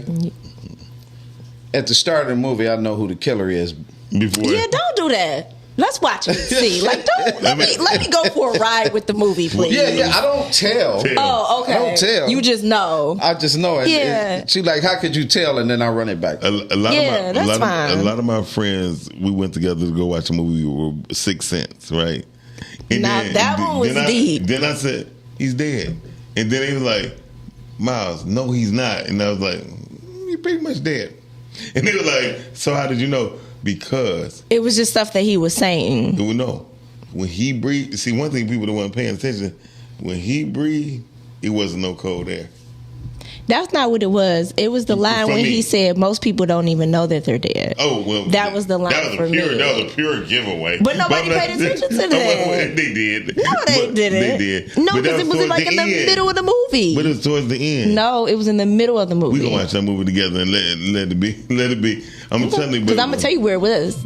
Okay. When he came and he was sitting in there like he was talking to the mother. I know where part it was. I'm talking when he was cold and that ain't the part. Hello. Man, that's why we both named Calvin. Because he had it on his mind, Dr. Man. That's what I was trying to say. It's a lot of fluff in there, and it's crazy. Yes, sir. The message, it's a certain message. Yeah, love is cool, but a lot of that stuff be fluff. Yeah, definitely. And that's what I was trying to say. Yeah. Huh? It's work. It's work. It really is work. And how do you go at it if you look at it in a negative way? So it's going to be hard for you to be happy. You talking to Calvin? I'm talking to anybody that understands that's just a movie to me. Like he said, it's a lot of fluff. It does, but you take the fluff out, it's work, and that's the bottom line. Yes, sir. Yeah, it just creates hope and love. Yeah. That's all that's women for and that's all it is. 35 but I minutes. think a lot of women take it too far, though, Doc. Yeah. I think a lot of women take it too far. I think a lot of women think every day's supposed to be them type of moments. Yeah. No, that's not gonna happen. That's not reality. That's not reality. I don't. But really you can be feel happy like every day. You can be happy every day. You can be peaceful You can be every happy day. every day. But Pretty I'm all Woman, for the love. I'm all for the peace. I'm all for all of that. but I'm Pretty all for Woman what wasn't like that. the young lady was saying. She was talking about she was married 26 years. That's what Happy Miss about Monique. that. Yeah, definitely. That's a good thing. But life is. You know, Calvin is Not saying his brother was married for 46 years. Yeah, they was Oh, about to have true. their 46th year anniversary. Well, In my family is at least 8 marriages I know of that was over 50. But what's interesting, like even the story that you told, still would have been like a scene from a film. Yeah. So that's what I'm saying. Like it's happening and it's real. Yeah, it's real. It's real. That it's happening. clip, I have no permission, but I think that clip is a clip I would love to put out because it's a true story. Yeah. And you see this man espousing about his wife. Yeah. But it reminded me of You said espousing. But Yes. it reminded That's the man me. that reads. That's a new one. But it reminded me of the movie The Notebook. Yeah. Yeah. Oh, I didn't see the note. You didn't see The Notebook, but it was something extremely similar to what you just said about what happened with your brother and his wife. That's what happened in The Notebook. So that's why I'm saying like some of it. That was over decades too, wasn't it?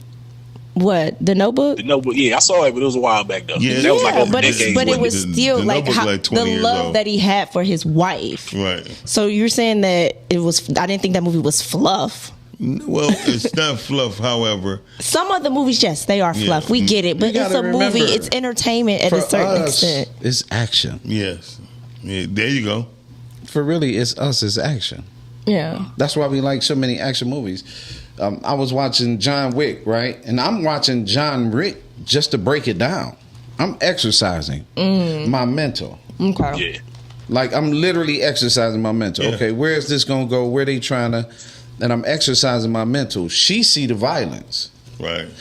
I'm exercising my The mental. you looking at the psychological yeah, part, of course. You know, and so it's not always those types of movies. It's and my daughter turned me on to the show Paradise. Oh my Yeah. Lord! I What's keep hearing Sterling that. Brown? I keep hearing that. It's Paradise is on Hulu, right? so good. But she didn't like how I explained. But do you like it? It was decent, but you know what I it's like from? it. It's Shalonda Rhimes. Yes. Scandal. Sure. Yes. Yeah. Yes. Right? Well, I think she's a dope writer. They borrowed a lot of that Yeah. from her. But she's a phenomenal whoever writer. you Even are. the scenes Yeah, back, she's I the get- I only get one the that was point. doing the. Yeah. I'm gonna throw the scenes back and bring you into the story. Yeah. Yeah. She's. I think I think she's dope though, and she writes she's one of love the stories. dope. Bridgerton, I love it. It's coming back. she Can't one wait. of- I don't like Bridgerton. Forget you. I'm a black man hither. Oh, God. Anyway, So beautiful. with the white wig on. I love it. That's gay. Anyway, thank you, Cap, for giving us a call. What did you think they did in Shakespeare? He was gay. Let's put it like They that. weren't letting women act, so men had to act with other men. That's so gay. I'm just saying, people. That's what it was in Europe. But if people study the history, that's what In Shakespeare Africa was. too. They weren't letting women do things, so men were doing it together. And Shakespeare, again, he wrote love stories. About men. I'm sorry. I'm sorry. What? Well, that's why Yeah. this is a man's world. This is a man's world. Shout out to James Brown and the Pavarotti. What's his name? Pavarotti. Yeah, Pavarotti. They did the best version of his Oh, man's it is world. a man's world. Yeah. So, earned or given, what has come about? Oh, I think it's a combination of the two. I think the combination is definitely. Ms. Heather said, That's what I she believe. said, I seek out black films. I don't watch the violence. It doesn't profit what I take in. So, I think sometimes the violence be necessary. She don't like it. I love a good somebody getting popped one time if Yeah, she it's don't like it. necessary. I can't wait till the ballerina come out, the John Wick story. I swear to God, I'll probably be the first person at the movie theater to watch it. Do you think that there's So- ever going to be a time where we are going to really start going back to the movie theaters and watching film? They still going now. Yeah, but Listen, it's not like they're not in the theaters that's that where long. you should go. No, that's where I do go. I go to the movies on Tuesdays for $5. Really? Yes. That's what's up. I go to movies and by myself. You know, Netflix I just love built. movies. You know, Netflix just built two masterful movie theaters, one in Dallas and Did one they? 45 minutes away from Philadelphia. Yes, Yeah. It got shopping mall on the bottom and all that, but they theater I heard is immaculate. They really gonna start showcasing it. I really hope we start. When I say us in the community, I hope that we really start making films for our kids and things like that too, so we can watch them together with our children. Shout out to Daddy, I love him.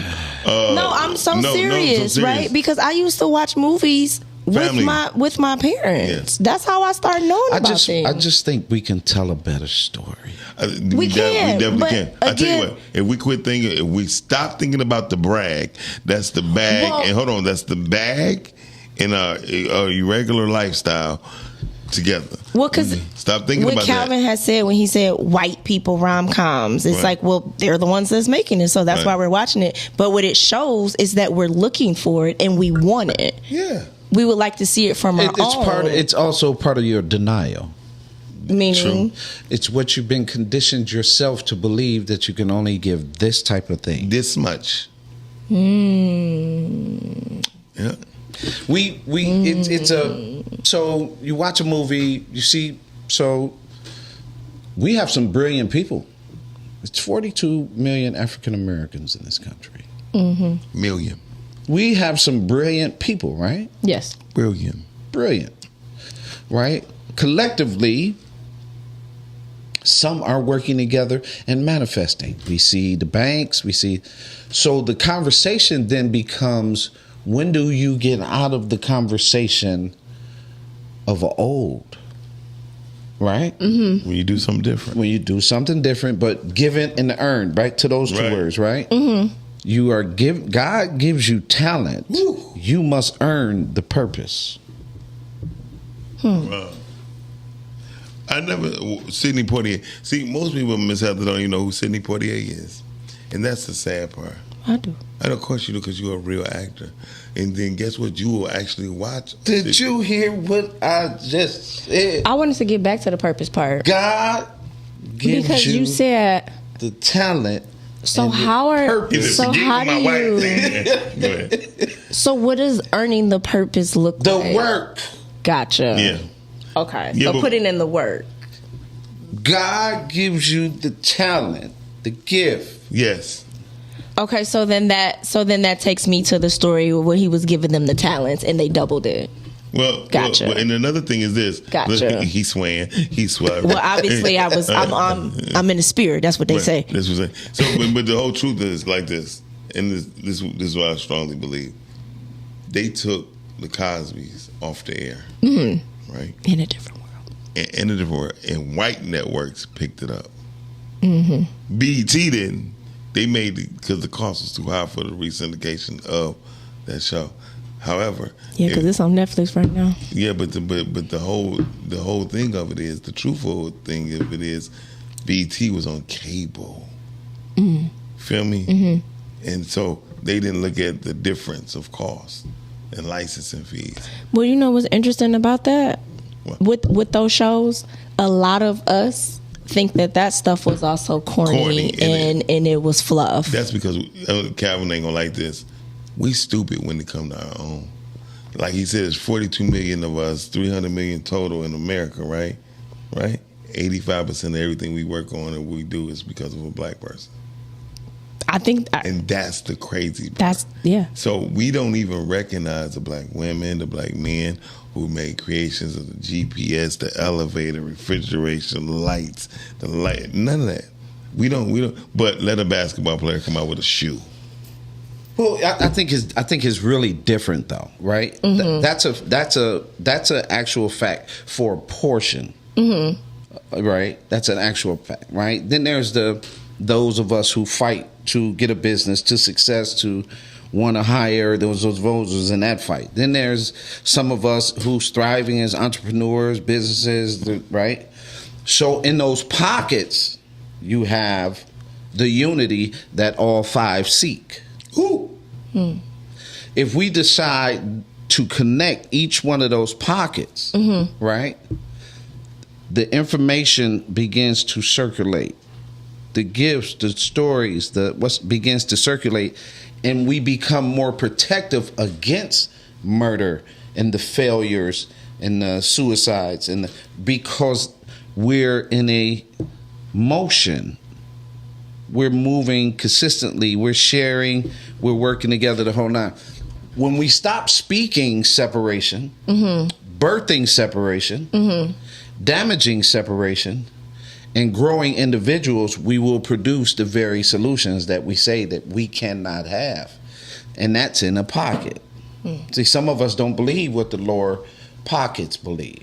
The poverty, the people that buy into always got to have this. The consumer mentality. The whole nine. But some of us, we live right where we're on the cusp of that very next circle. Right. And it's going into that next circle that you have to get and go by the people that's exiting to go back down. So your fight to climb up is always work, right? It's how you're dodging those that are coming down as you escalate, because those that are coming down will pass poor information on their way out, because it's the only information that they have. And so we're good Which is why you're seeing the whole negative talk when it comes to marriage. Yes. in divorce. Right, stepfather. Yeah. Right? That's a perspective for a bad mentality when it's or when you say stepfathering is no good. Well, quote unquote, if stepfathering is so bad, they wouldn't have big brothers, big sisters, they wouldn't have Boy Scouts, they wouldn't have none of those things, right? Because the stepfather basically, most definitely, is an in-house mentor, guidance, provider, and then if his essence come into the home properly, right, not on the foolishness, if it comes into the home properly, now the family, right, who was given a healthy father, who children may not be his, now they was given this guy, and then the success and the outcomes from his participation is earned. Yeah. Yeah, when it comes down to fatherhood, I get it. Success is I understand. Yeah. When it comes to fatherhood, success is not given. It's definitely earned. Yeah. Well, for y'all, when it comes to parenting, period, success is not given, it's earned, because those are actions that you see. Well, I think parents are really the most disrespected of all. And that goes for mothers and fathers. The least cared about. Yeah. Like I told people, like, they be like, my baby. I'm like, well, what about your husband? Yeah. Well, I told you, I once heard a married couple say that you are to raise your children and work with your spouse. With your spouse, yeah. Well, I mean, not raise your spouse, because some people come in thinking that, I got to raise this man. It's like, no, you work together, you raise the children. And I also remember a situation where my friend's parents, she said, I can make another one of you, I cannot get another husband. Oh, with the kids? Yeah, because she said, I'm with your father. Well, because the kids are leaving. Well, no, they're gonna grow up and they're gonna start making their own. But the only way that they do that is you systematically have to make sure that they're out. Yeah. The problem becomes if I put the guy said it, the books show it, right? Because the information shared. If you put your children in the second spot over the spouse, I saw that when the preacher you said if you put your children in the second spot. Right. You raise bad people. Yeah. Really? Yeah. That's what they said? Yeah. I mean, the pastor brought them on stage. See, this is me and my wife. Now a child comes and step forth. He said, but when you put a child in between you two, it becomes a problem. Well, okay, now in that sense, I get Then the I child, get that part. they become the second person. The child becomes the second. Okay, I got you. The child become and think that there's a sense of entitlement and things like that. So in relationships, they get into relationships, and the relationships be bad for them because that's what innate they cause. I see. When you did the example, I got what you said. When you said I needed to see the example. You cannot put the children in the second spot. And then when you do pictures, one of the best things you can do with pictures is either you put your children in front of you, but both of y'all be behind. Yeah. Well, right. I know, and we're going to do a topic on it soon, where the parents being a united front. Yeah. Because my parents always did that. I could never play on them because they were a united front. It was always go ask your dad, go ask your mom, go ask your... So I don't want no more. You got tired of going back and forth. I'm not going to go back and forth. And the crazy part is they didn't even have to say it. They just did it. Yeah. You know what I mean? And even if my mom felt or my dad felt like one parent was wrong when it came to chastising me, I'm rolling. They roll with it. And that's what... But in private, they would have their conversations. But of course, as I got older... they would tell me, like, well, I really didn't agree with that, but you didn't know that. In the midst of so you always be a united front. In the midst of me and my daughter mother going ham at it, right? I mean, like and that's where it comes in with the separate. Right, and I told her, I said, I don't care. And I said this 3 years ago on podcasting, and then I called out her name, right? And they just thought I was so disrespectful. I said, if me and you don't agree on nothing, you can hate my guts and I can hate yours right now. But when it comes to us with her, so I started taking her out. I started taking them both out to Applebee's every Friday. Yes, sir. Yeah, no, So- but Yes, sir. I agree with that, and the reason why is because of the divorce and people just having kids out of wedlock. when you're at mom's house, you can get away with this. But then when you go to dad's house, you can't. And that's why they're having these issues with the children, because the parents, one, they don't get along. Right. Two, they don't like each other. And but kids for me, pick up on it. and kids can pick up on it. But my thing is, regardless as to how y'all feel, it's not about you at the end of the day. It's Y'all about got the to raise child. this little human being. And listen, Cal, Brittany, daughter, was at me and her mama was at Applebee's waiting to get seated. She do her mama like, girl, all this, right? I said, Naveen, yes.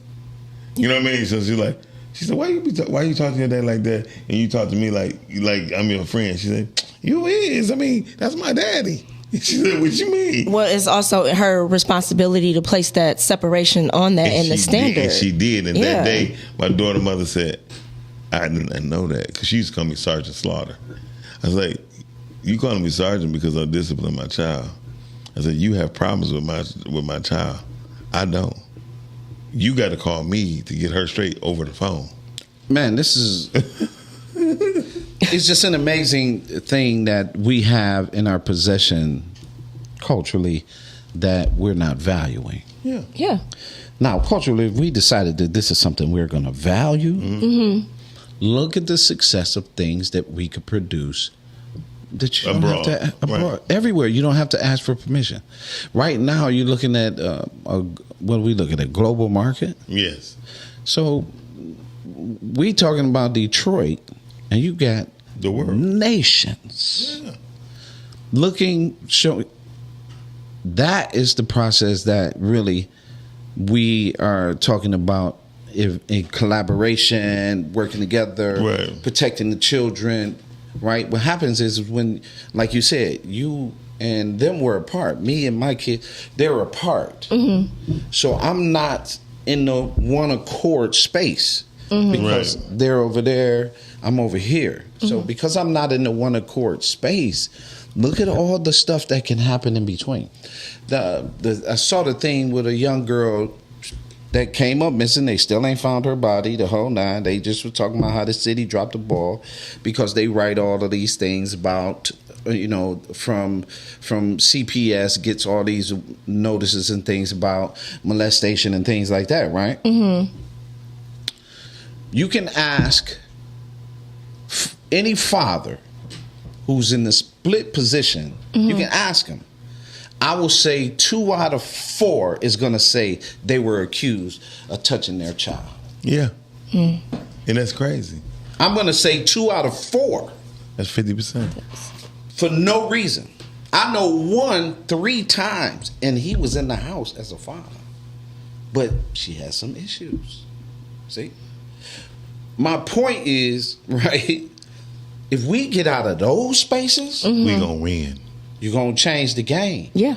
If we get out of the spaces where we spend so much time going to court to prevent the father from being involved with the child versus getting on the same page and have this whole co-parenting movement where all of our children will win.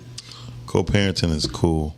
That's really It is, but when it goes back to all of that, I've always placed that on the woman. Because you said that we didn't. I do. If you're pregnant, it's because you want to be.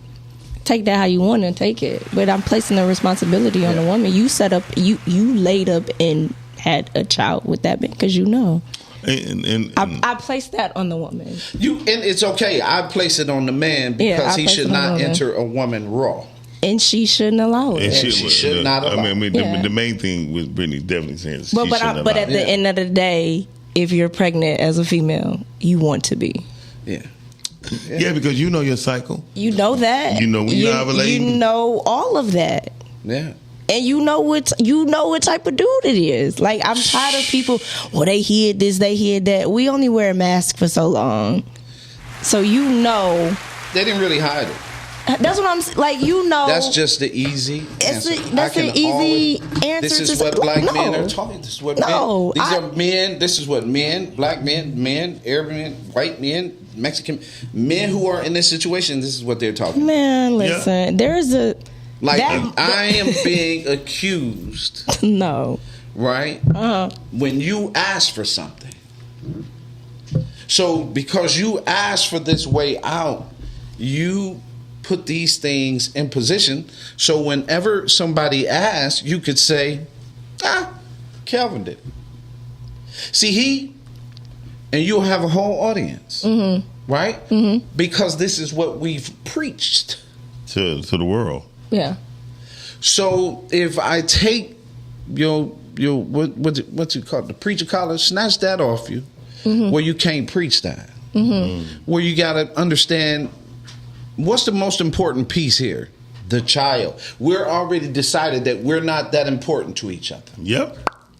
So the thing that's the most important thing at the table is the child. Now, knowing this, why you take me to court and process me in a number of lies for a check to make sure I don't spend time with my child so I can go tell other people you're not a good father. Well, that is why success, in that case, success is definitely earned. And wow, we have to really think about a lot of things. I mean, it's deep when you really sit down and break it down. Because it pushes this formula, puts our children behind. Yeah. But I always, because they have so much to over. And I put it back on them. I said, well, what does that say about you? You had a baby by him. That's what I say. I say that all the time. And you can get mad at me. But I say, it's like, well, what does that say about you? You had a baby by him. You can say that. If we say it, it sounds like I say it. I say the same thing to the dudes. Well, what does that say about you? You had a baby with her. Definitely. Yeah. And I say that lets me know that you wasn't being responsible with you. But the one time when my child came through a condom, I'm not gonna lie. Okay. Yeah. So however you want to put it. If you say Hercules. So. No. Or there was a leak somewhere, or there was antibiotic or something. I don't know. Something crawled happened. out. Something happened. No, I bust through the swimmer crawled out. She gave me that blue condom with the drop pack. You know what I mean? Ladies, if you're on BC, do not take antibiotics. That's what happens. Okay. Yeah. All right, y'all. We got to get out of here. We got to get out of here. It's 11:30. We got another show coming up. So listen. We appreciate your time and your efforts that you took to spend with us. Thank you, guys. Monique, Lake, Donita, Darnitha, Trapkino. Y'all need to check her out. Calvin, Richard, Heath. I ain't see Talk Todd in there, but everybody who joined us, I can't say all names because I can't see my stuff right now. My battery died. All right, we're about to get out of here, y'all. Thank y'all very much. Bye. We'll see y'all next week Peace. for sure. And we are out of here as soon as I get the outro because I wasn't queued up or ready for this. Shani, come back. Can't wait till you get back in. Shani, come back. Rise and grind. Morning show at 9:15 a.m. Monday through Friday. Great conversation, guest appearances. 'Cause you experience us on the cusp of blowing up. Boom. Wake up, wake up.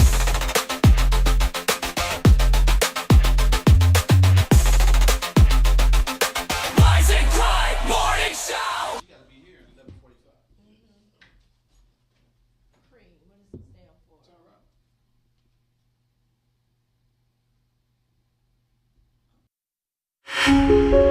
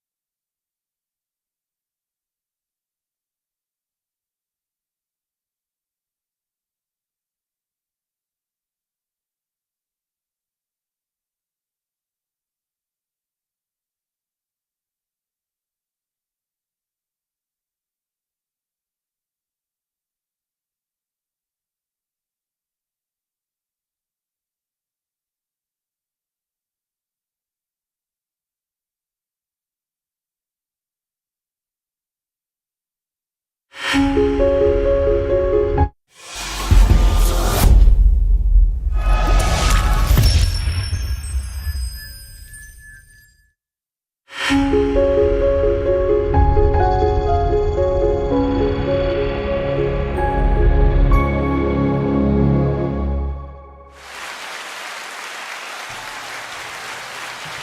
day, good people. Welcome to another purpose-filled episode of Lessons for the Journey.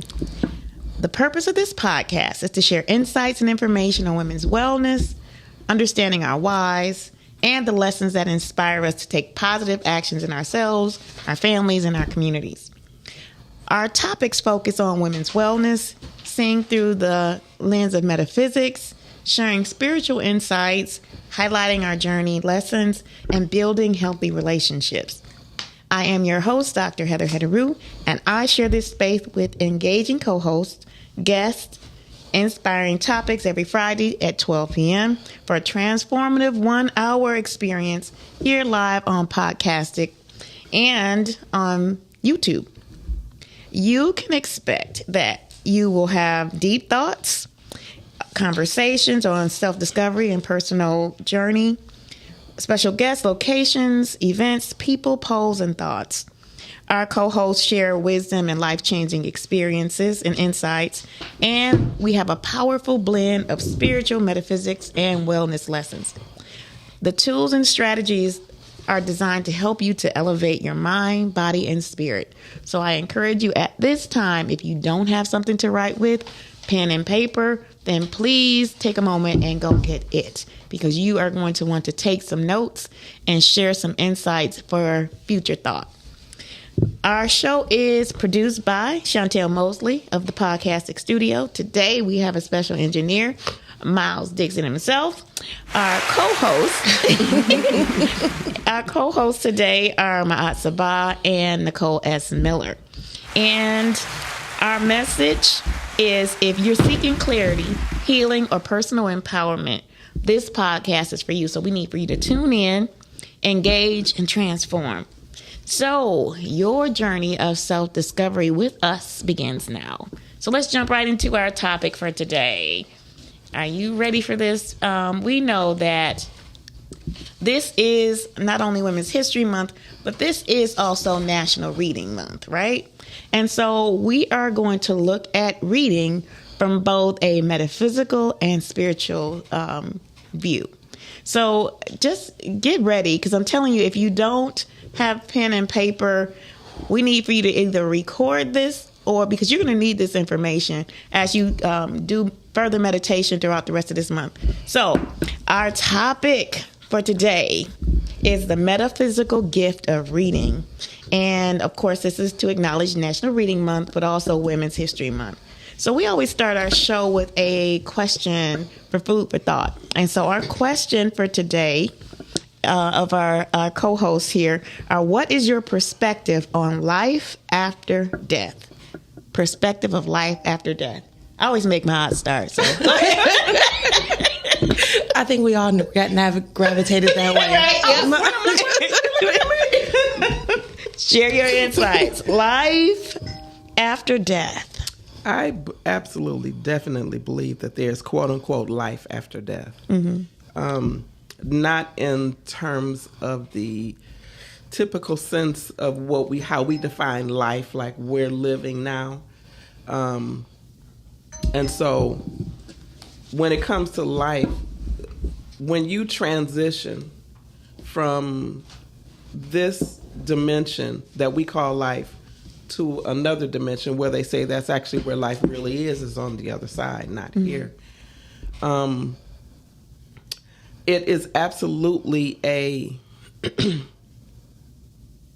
I'm just going to call it as life. I mean, maybe we need to redefine what life really means. Mm-hmm. And death. Because, because I have been visited from those that have passed on in transition. And, talk to them, or they've talked to me through other people. And they would say things that are relevant to what's going on right now. So these people are not making it up. I'm not making it up. I have no reason to do that. So, and even animals are at your animals visit you when you transition. I had a situation where I kept finding this white hair on my coat and in my car. There's never been an animal in my car ever, and for sure wouldn't have been a white one, not exposed to any animal or anything like that. But a dog that we lost had that exact same hair. Wow. And I kept feeling something in my apartment, short, like not a person, but I didn't make the connection until I saw the hair. And I said my dog had visited me. That's the only explanation it can be. So I think, again, we need to redefine these words that we use. Like, what is life really? What is death really? If you have blood running through is that the only definition of life? For sure. So, Yep. How about you, Nicole? I agree with what Maya said. It's the definition. For me, when I think of life after death, life is ongoing.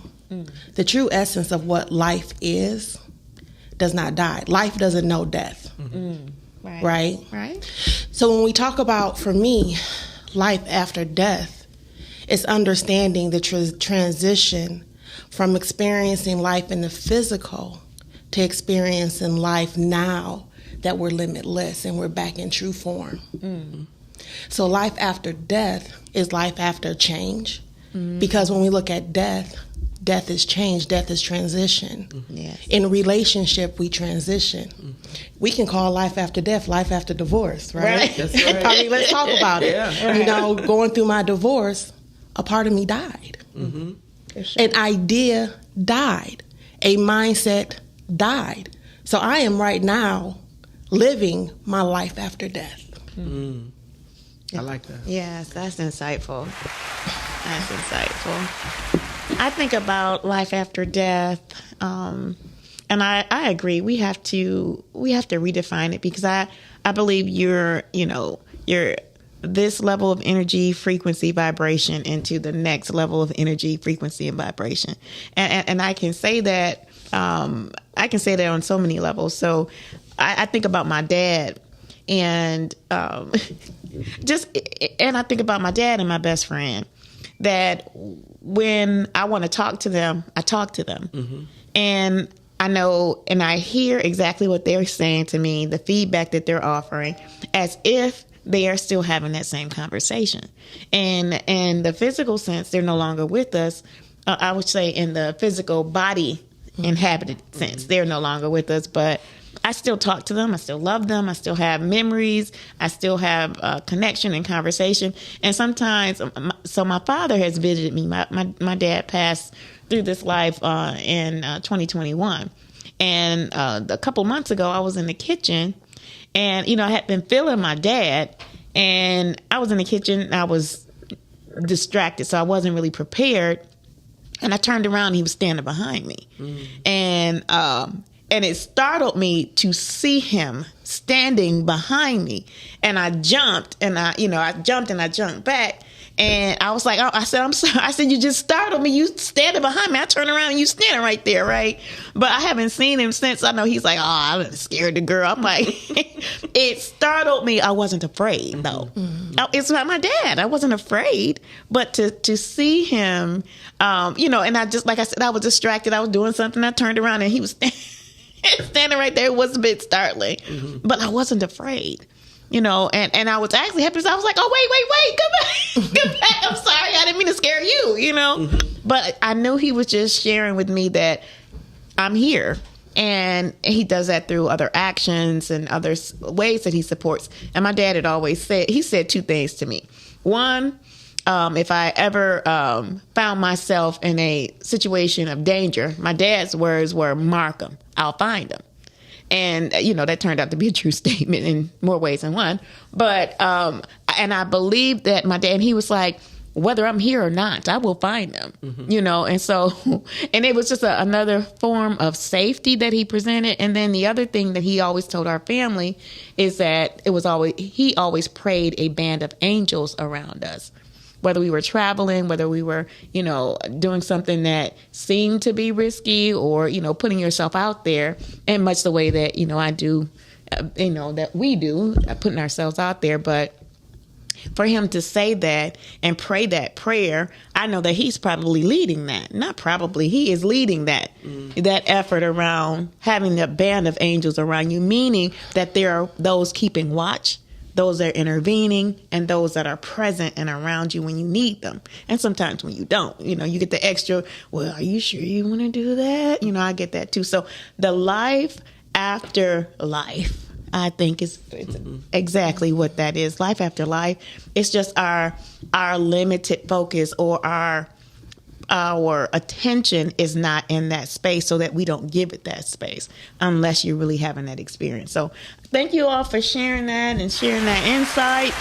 I think that's I think that question, which of course the questions come from questions from people who are on a journey, and they were fielded questions and directed to help us to help other people who want to know answers or insights on some of the questions. So that's where the questions come from that we have on our show. We're not making up these questions. They were actually presented to us to help other people who are listening in and who are on this journey and looking for answers.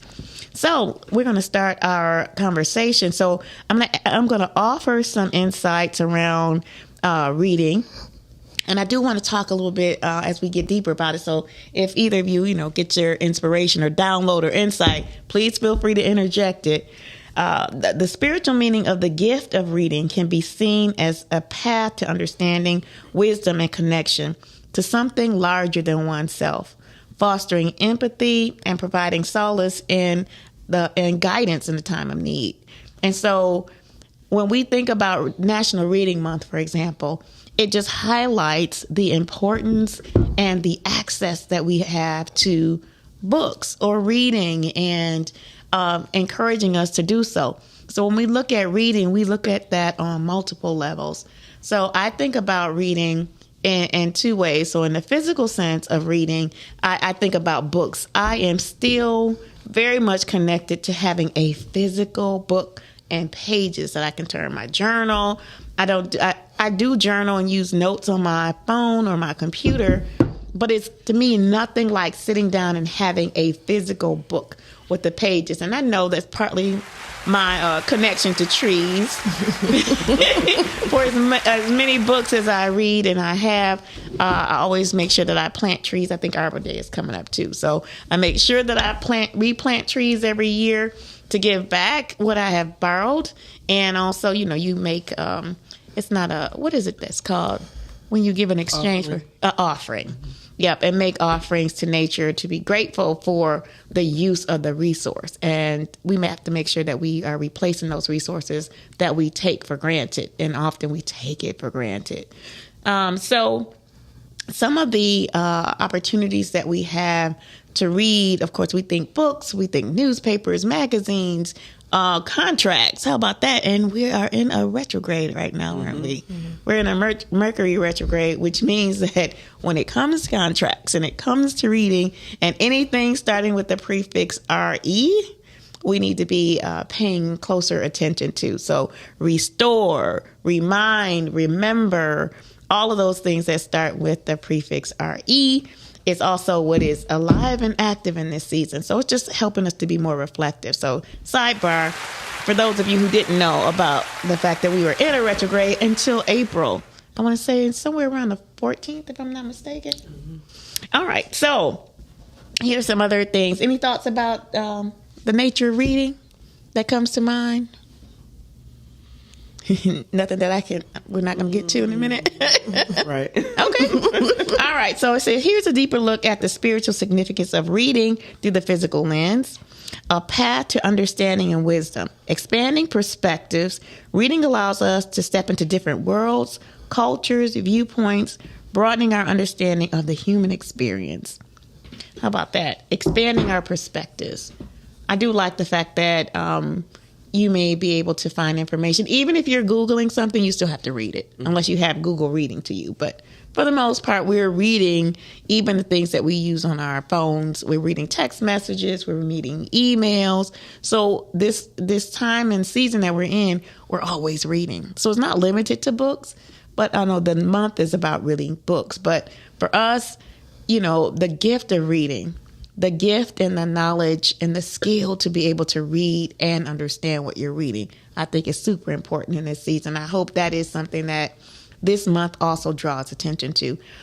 Being able to read and comprehend and then apply the things that you're reading. And we're going to talk a little bit about that in terms of knowledge. So the next one says, learning from history and experience. Through stories and nonfiction, we can learn from the past, gain insights into our current events, and prepare for the future. So learning from history and experiences. So different types of books. Do you have a particular type of book that you like reading? Like a genre? A type of book. Spiritual related, historical, especially maybe like religious / spiritual type information. Anything metaphysical. I'm open to most things, but that's really what I'm drawn to. Is like how did we get here? What is the path from religion to spirituality, and the spirituality that was synonymous at the same time of that particular religion. So you had maybe the Catholic religion, but at the same time you had Gnostics who were more into metaphysics and the spiritual component. Mm-hmm. So those are probably some of the ones that are, and anything dealing with health and nutrition. Absolutely. So those are probably the two genres that I'm most drawn to. Mm-hmm. How about you, Nicole? Inspirational and metaphysics would be my top two. And then love stories. Okay. I love a good love story. I love to feel good. I love the excitement of love stories. So, and I love reading anything that provides inspiration. So not even to limit it to any specific genre. Mm-hmm. However, if I see a title that jumps out at me, right, it might just be me reading the title and the foreword to the book, and then I'm done with the book, because within that came the inspiration or the message that I was seeking. Right. So when it comes to books, anything printed, I have my specifics I may look for, but I'm open to whatever message is there for me. Okay, absolutely. I am interested in things that deal with energy on a variety of levels. So the metaphysics, but I'm specifically looking for the energy, the physical energy that draws me to a text or a book, and I do a lot of research.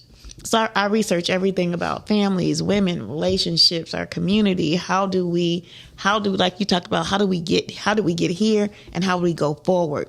So I'm always looking for information to help build strategy. Mm-hmm. I find that interesting, and like I said, I probably, you can find out on your phone how much time you spend on your phone, your time for the week. So I probably double or triple the time that I have on my phone. So probably a week I average about 6 hours.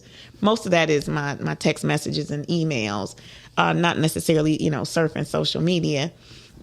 But I do a lot of research, and I'm sure if I really logged that in, it would be probably 3 times what I do on my cell phone that I do in research and reading. And so that's really important to me, to take in new information every day. I mean, I take it in like I take in my vitamins every day. I didn't even think about research and reading. Research for me is like another category, and I guess you have to read to research.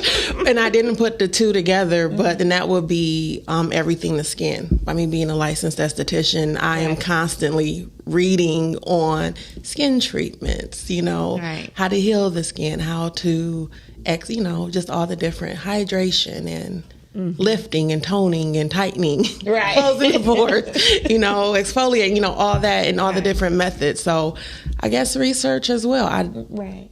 Research was just different from reading. That's right. Funny. Right. I didn't. I get that too. Yeah, I agree with that too. Yeah. Developing empathy. Reading can help us understand and connect with people who are different from us, fostering empathy and compassion. the second category is a source of solace and guidance, finding comfort in stories. So much like you were talking about the romantic comedy. I'm thinking they had talked about rom-coms on there the last podcast, so I'm stuck in that space. In times of stress or uncertainty, a good book can offer a welcome escape, transporting us to faraway lands and offering solace. Discovering meaning and purpose, reading can help us explore our own thoughts, emotions, and beliefs, leading to a deeper understanding of ourselves and our place in the world, which I think is really important to get connected. So I love the fact that we have so many new first-time authors and so many books. I just bought a book the day before, and it was called Shifting Mindsets to Millionaire. Or Shifting to a Millionaire Mindset. One of my Mother and Justice sisters just shared that book that she wrote. And I think anybody who can write a book about a millionaire mindset is the book I need to be reading. So I'm glad to know and even help those people who have that idea burning in them to help them get that story out or get that work out and help them produce it and get it out into the hands of the people who really need it. Mm-hmm. So that's one of the things I do with Your Inspired Journey, too, is I help people to birth that book, because I think we all have that book in us, but that's part of our journey to make sure that those words that maybe we can't convey to a large audience like we're doing now in the podcast, but that written word can be kept, chronicled, and distributed in a way that people around the world can always pick it up and have it too. So I think that's important. Ma'at has books. You want to mention your books, Ma'at? Mine are a set of memos. Mm-hmm. So it's called Messages from the Goddess, Memoirs on Life's Lessons. And the first one is called Alcohol or Spit. Now, all of the titles to my books are very different. All of the books are based off of something that happened in my actual life. So Alcohol or Spit is about telling the truth. Mm. And then I have, I've got 10 done, and I've got like 15 in queue. Nice. There's Entertainment or Entertainment Center or Elevation Center. Mm. And that one is about the amount of time that we spend on just your inner growth. There's another one called God's Chair. That one is about us being conscious of our behavior, because God is always watching.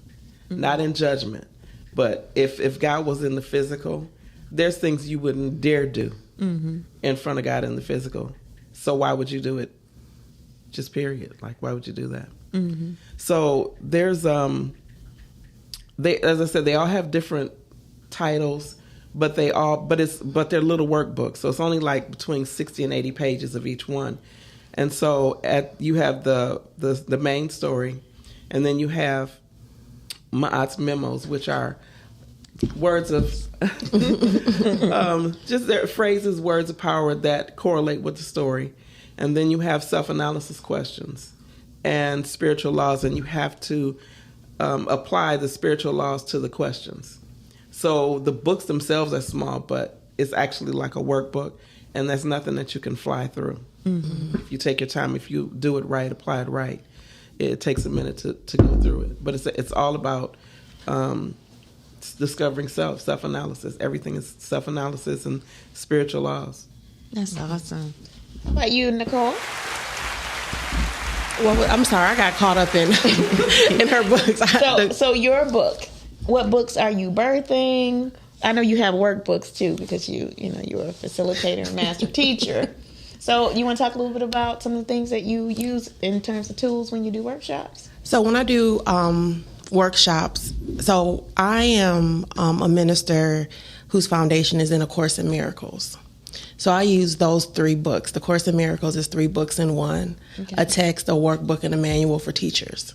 Okay. So a lot of the curriculum that I develop in my workshops and my classes come from those 3 books.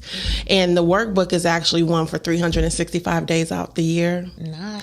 And every year you start at lesson 1 and you read up to lesson 365. Wow. And within that, there are tools and a shift in mindset It goes from a fear-based thinking to the thinking of love, from being attached to this physical realm to understanding that we are to rise above and see beyond and rest in our true self of peace, of love, and that freedom is our birthright. So a lot of my writings and what I teach come from that mindset that peace is my only goal, and I am not a body, I am free, for I'm as God created me. So just really living in the divine essence of who we are. And the books that are coming, because I'll talk to Heather for over a year about these projects, and they keep evolving. You know, as I'm sitting here, and I even look at what I was writing 2 years ago. I like to go back and reread, and then even the mindset of now. And I'm one that gets caught up in that, like, I don't even believe this anymore. I have to start with something new. So the book never gets published because it's evolving. It's constantly evolving.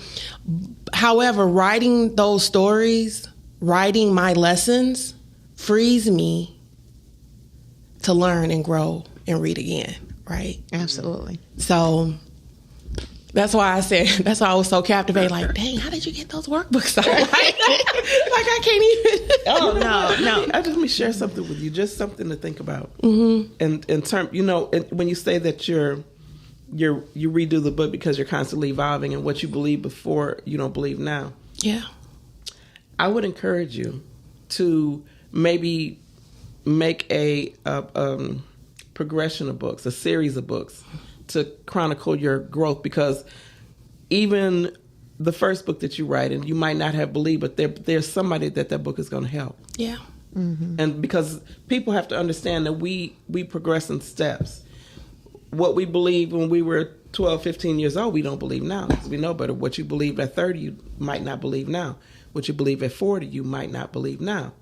But that's how you got to where you are now, and you can touch somebody's life. Mm-hmm. So if you write it as a series, as a progression of your journey, then I think that would maybe be the answer you're looking for. So that way you don't have to keep stopping, because you're always going to stop and go back because you believe differently now.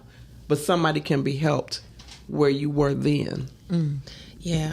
And thank you for that. Mm-hmm. Thank you, because that also reminds me that I can read the same book 10 times and get a different message, see another sentence, or just like doing the course, the same lessons, 365, start back over, and something else jumps out that's brand new. Mm-hmm. So, and that is the word. That's the living word. Mm-hmm. That is really the meaning of the living word, is that it reaches you, it touches you, it educates you, it guides you, and it doesn't necessarily have to be the same experience that you had before. It's alive. It's evolving just like you are. Mm-hmm. And then I like the fact that there's a saying that when the student is ready, the teacher will appear. Yes. Right?